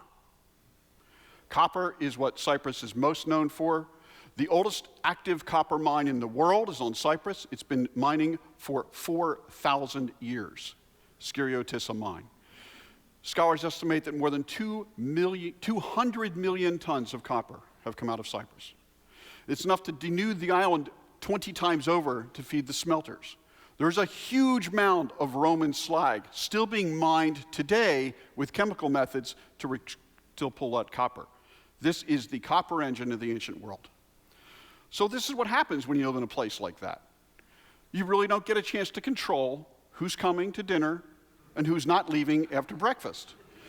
So when the time we open up our story here at the beginning of the Ptolemaic period, this is sort of what has happened to Cyprus and will continue to happen to Cyprus to our day.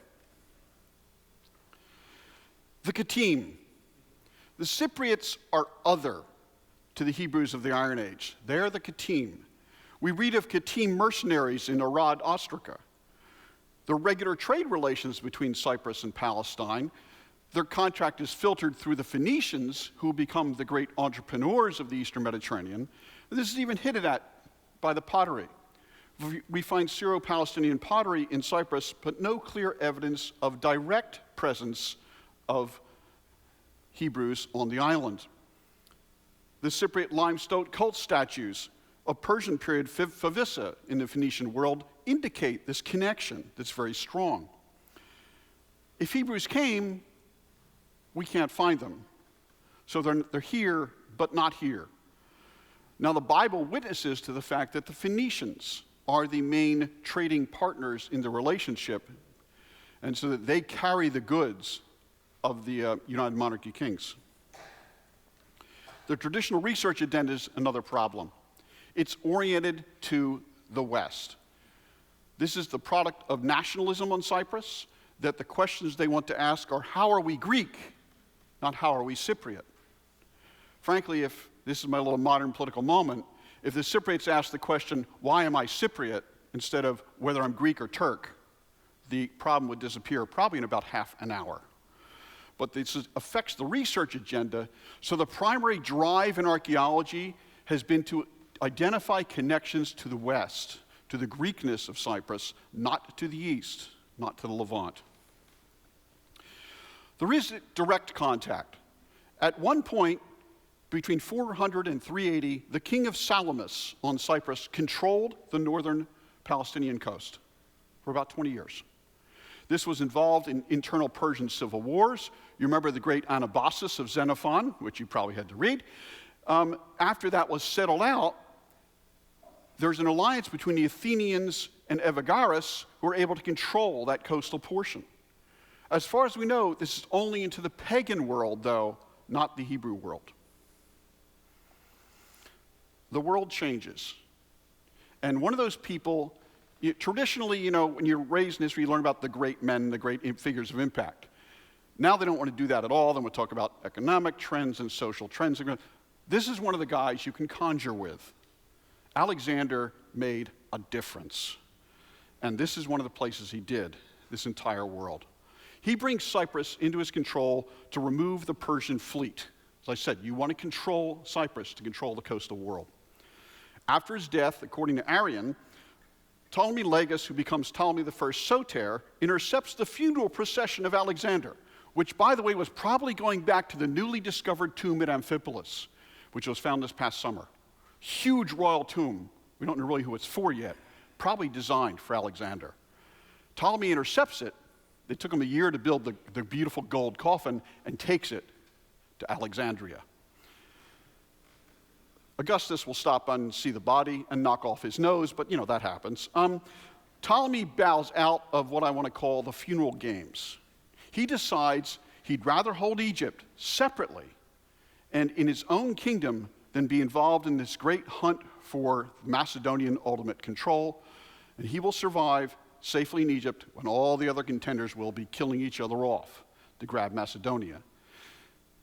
After about a generation, it settles out into the four kingdoms that we've already heard about. The beginnings of settlement of the Jews on Cyprus are with Ptolemy.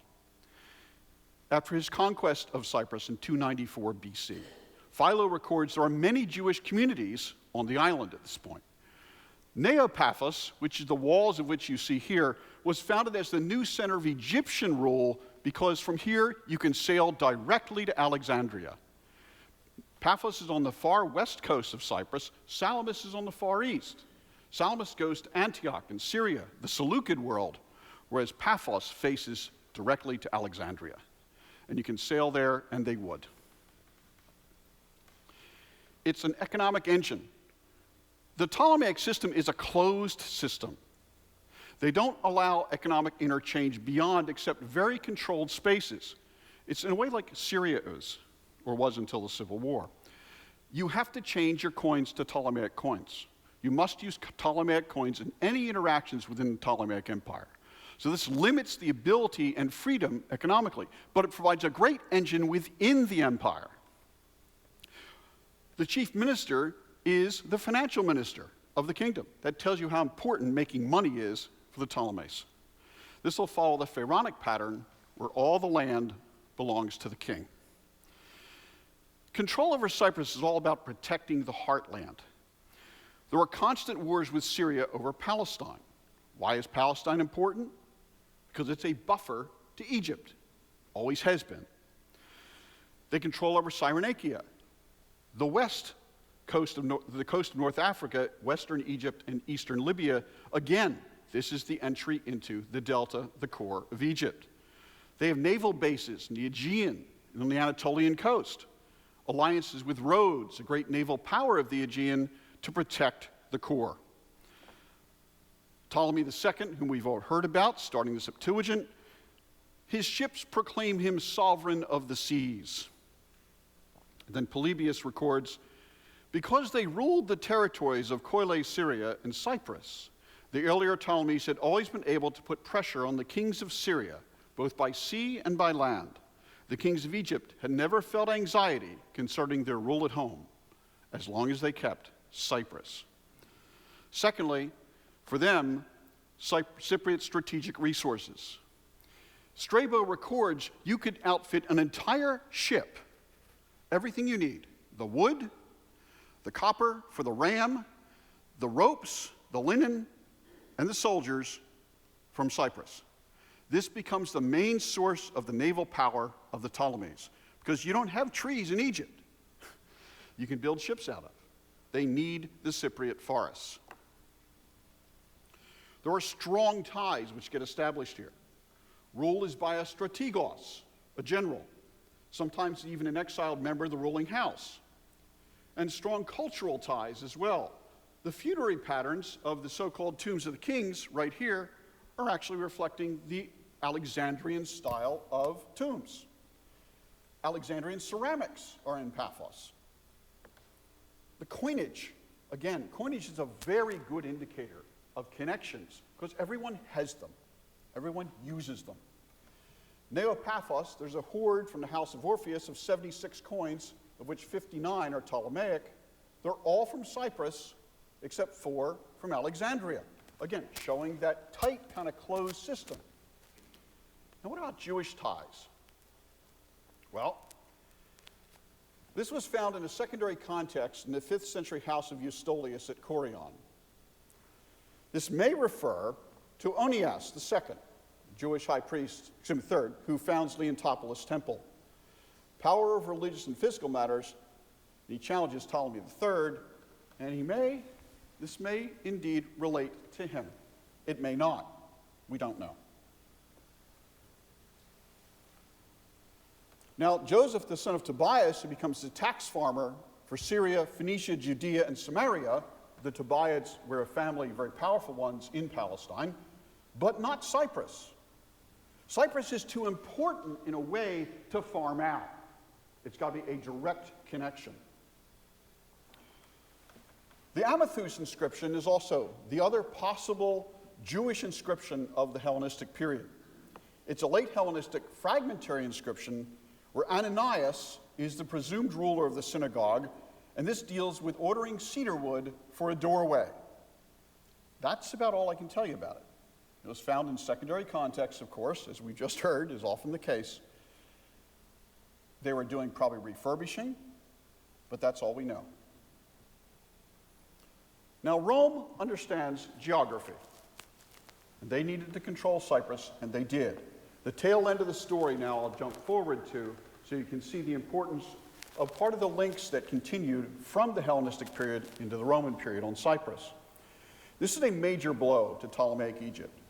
To reduce Egypt and eliminate it as a threat, the Romans took away Cyprus and Palestine.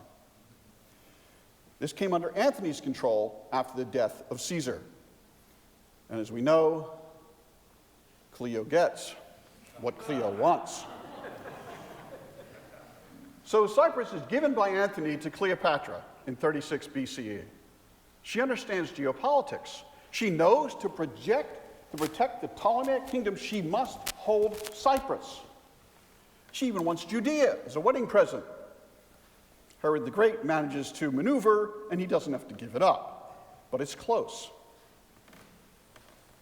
She makes an emphatic statement of control on Cyprus. The Ouranissos sanctuary on this little island off the coast of Paphos, she builds a temple to Isis and Horus, but actually to Cleopatra and her son Caesarion, the son of Julius Caesar. This is where the ships first come. It's the first thing you'll see if you sail from Rome. So when you sail from the Western Mediterranean, the first light you'll see will be the temple of Cleopatra. Now that's called, "This is my world and you've just entered it." Remember that. That's a way of communicating to the Roman space. Augustus will ensure that this never continues after 30 BC in the Battle of Actium. He will make sure, though, he will make the linkage, and his first issue of Cypriot coins look like the issue of Julius Caesar. Caesar's the good Roman, if you're a Ptolemy. They also will make Cyprus an economic asset. This is part of the Roman slag heap at the copper mines. He makes Cyprus a senatorial province. Now, it loses its military significance because the Romans control the whole Mediterranean by this point. But it maintains a very major economic importance because it straddles the sea lanes and is the copper source. Herod is even rewarded by Augustus in being given some of the copper mines on Cyprus. After Actium, though, quite frankly, Cyprus becomes a backwater. It's proconsul rule. Luke gets that right. We only know 1/6 of the governors. This is not where the young up-and-comers go. This is where the old and forgotten end up. Only 6 of them go on to become consuls. And it's under the eye of Antioch. It's not the place where the young mover and shaker wants to end up.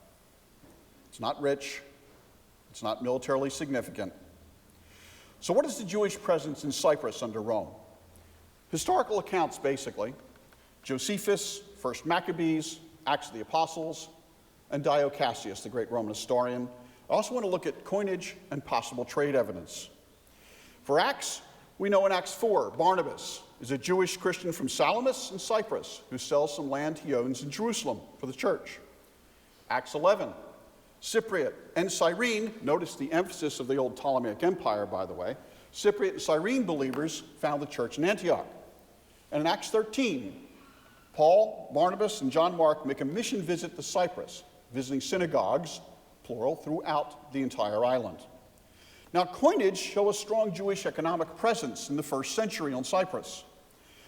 In the first century CE, 40% of all coins recovered from Cyprus are from and minted in Judea. It's a huge amount, percentage. The rest are local Cypriot and provincial issues, mostly Antioch, some imperial.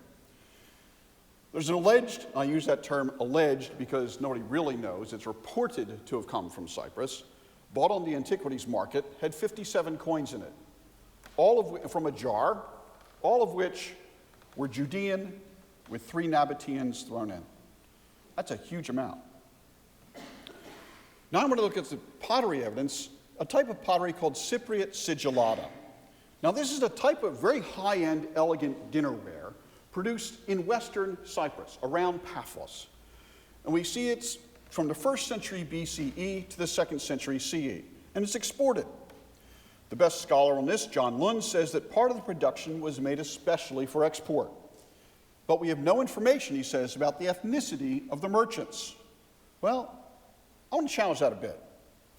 Lund suggests, by the way, that the pattern of trade may be a product of the Ptolemaic Commonwealth, but he recognizes that there's nothing really in Egypt, which makes that whole idea a problem. But look at the distribution. The bulk of the distribution material goes right to Syria, Palestine. Particularly southern Palestine, Judea and Nabatea. That's where the main trade link is for exporting this fine pottery ware. And you see the rest of the place where you find it is essentially western Cyprus. It's even more graphic when you compare the drop-off in the trade in the 2nd century. There's a severe drop-off of trade after the first quarter of the 2nd century, after about, say, 125 to 130. Pronounced decrease after 100 CE, and a dramatic one after 150. He suggests a 2nd century earthquake, which we don't really have any other evidence for. Let me give you a possible scenario as to what happened to the trade in this pottery. I think the first drop-off we see in shift is caused by the Jewish revolt in 66 AD, which eliminates, when the Romans destroy Judea, eliminates the market that they're tapping into. It's increased by the absorption of Petra and the dominance of the Nabatean market by Roman Eastern Sigillata after they take over Nabatea and Petra in 106 AD. But the key event is something Dio records: a major revolt against Rome by the Jewish diaspora in 117 AD. He gives no real cause. He locates it in Cyrene, Egypt, and Cyprus. He records that 240,000 people die in Cyprus. No Jew may set foot on this island afterward, he records. There are temples targeted, we know, in Cyrene archaeologically, damage at Isis, Zeus, and Demeter temples. Possibly at the temple of Corion on Cyprus, Apollo is damaged. But what about the trade? I suggest that the merchants carrying Cypriot sigillata off the island and the potters themselves were actually Jewish Cypriots. This explains why Judea, Galilee, and Nabatea are the main overseas markets. And the pagans will try to continue this, but are either unable to create the ceramics or market the replacements. You say, what about an earthquake, though? But an earthquake might damage a kiln, but it's not going to kill all the potters. But a major revolt that concludes in 117 and kills everyone you can grab who's Jewish, if they're Jewish potters, is going to stop the trade. And you see the fall off. Say, wait a minute, it didn't stop till 150. Pottery lasts about 25 years. That's the fall off of what was already made. Then it disappears. I simply ask the question. I have this fact. This wonderful exported type of pottery stops. I have another fact. The destruction of the Jewish community. Perhaps they go together. We'll skip over this part. Let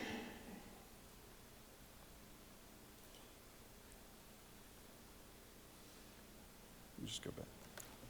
After the revolt, Salamis honors Hadrian as the savior of the world for restoring Salamis after the damage of the revolt. And another inscription, Antonine in date, meaning say about 150, forbids an unknown ethnos to have an association. And that's the limit of the inscriptional evidence we really have of the Jews on Cyprus. Thank you.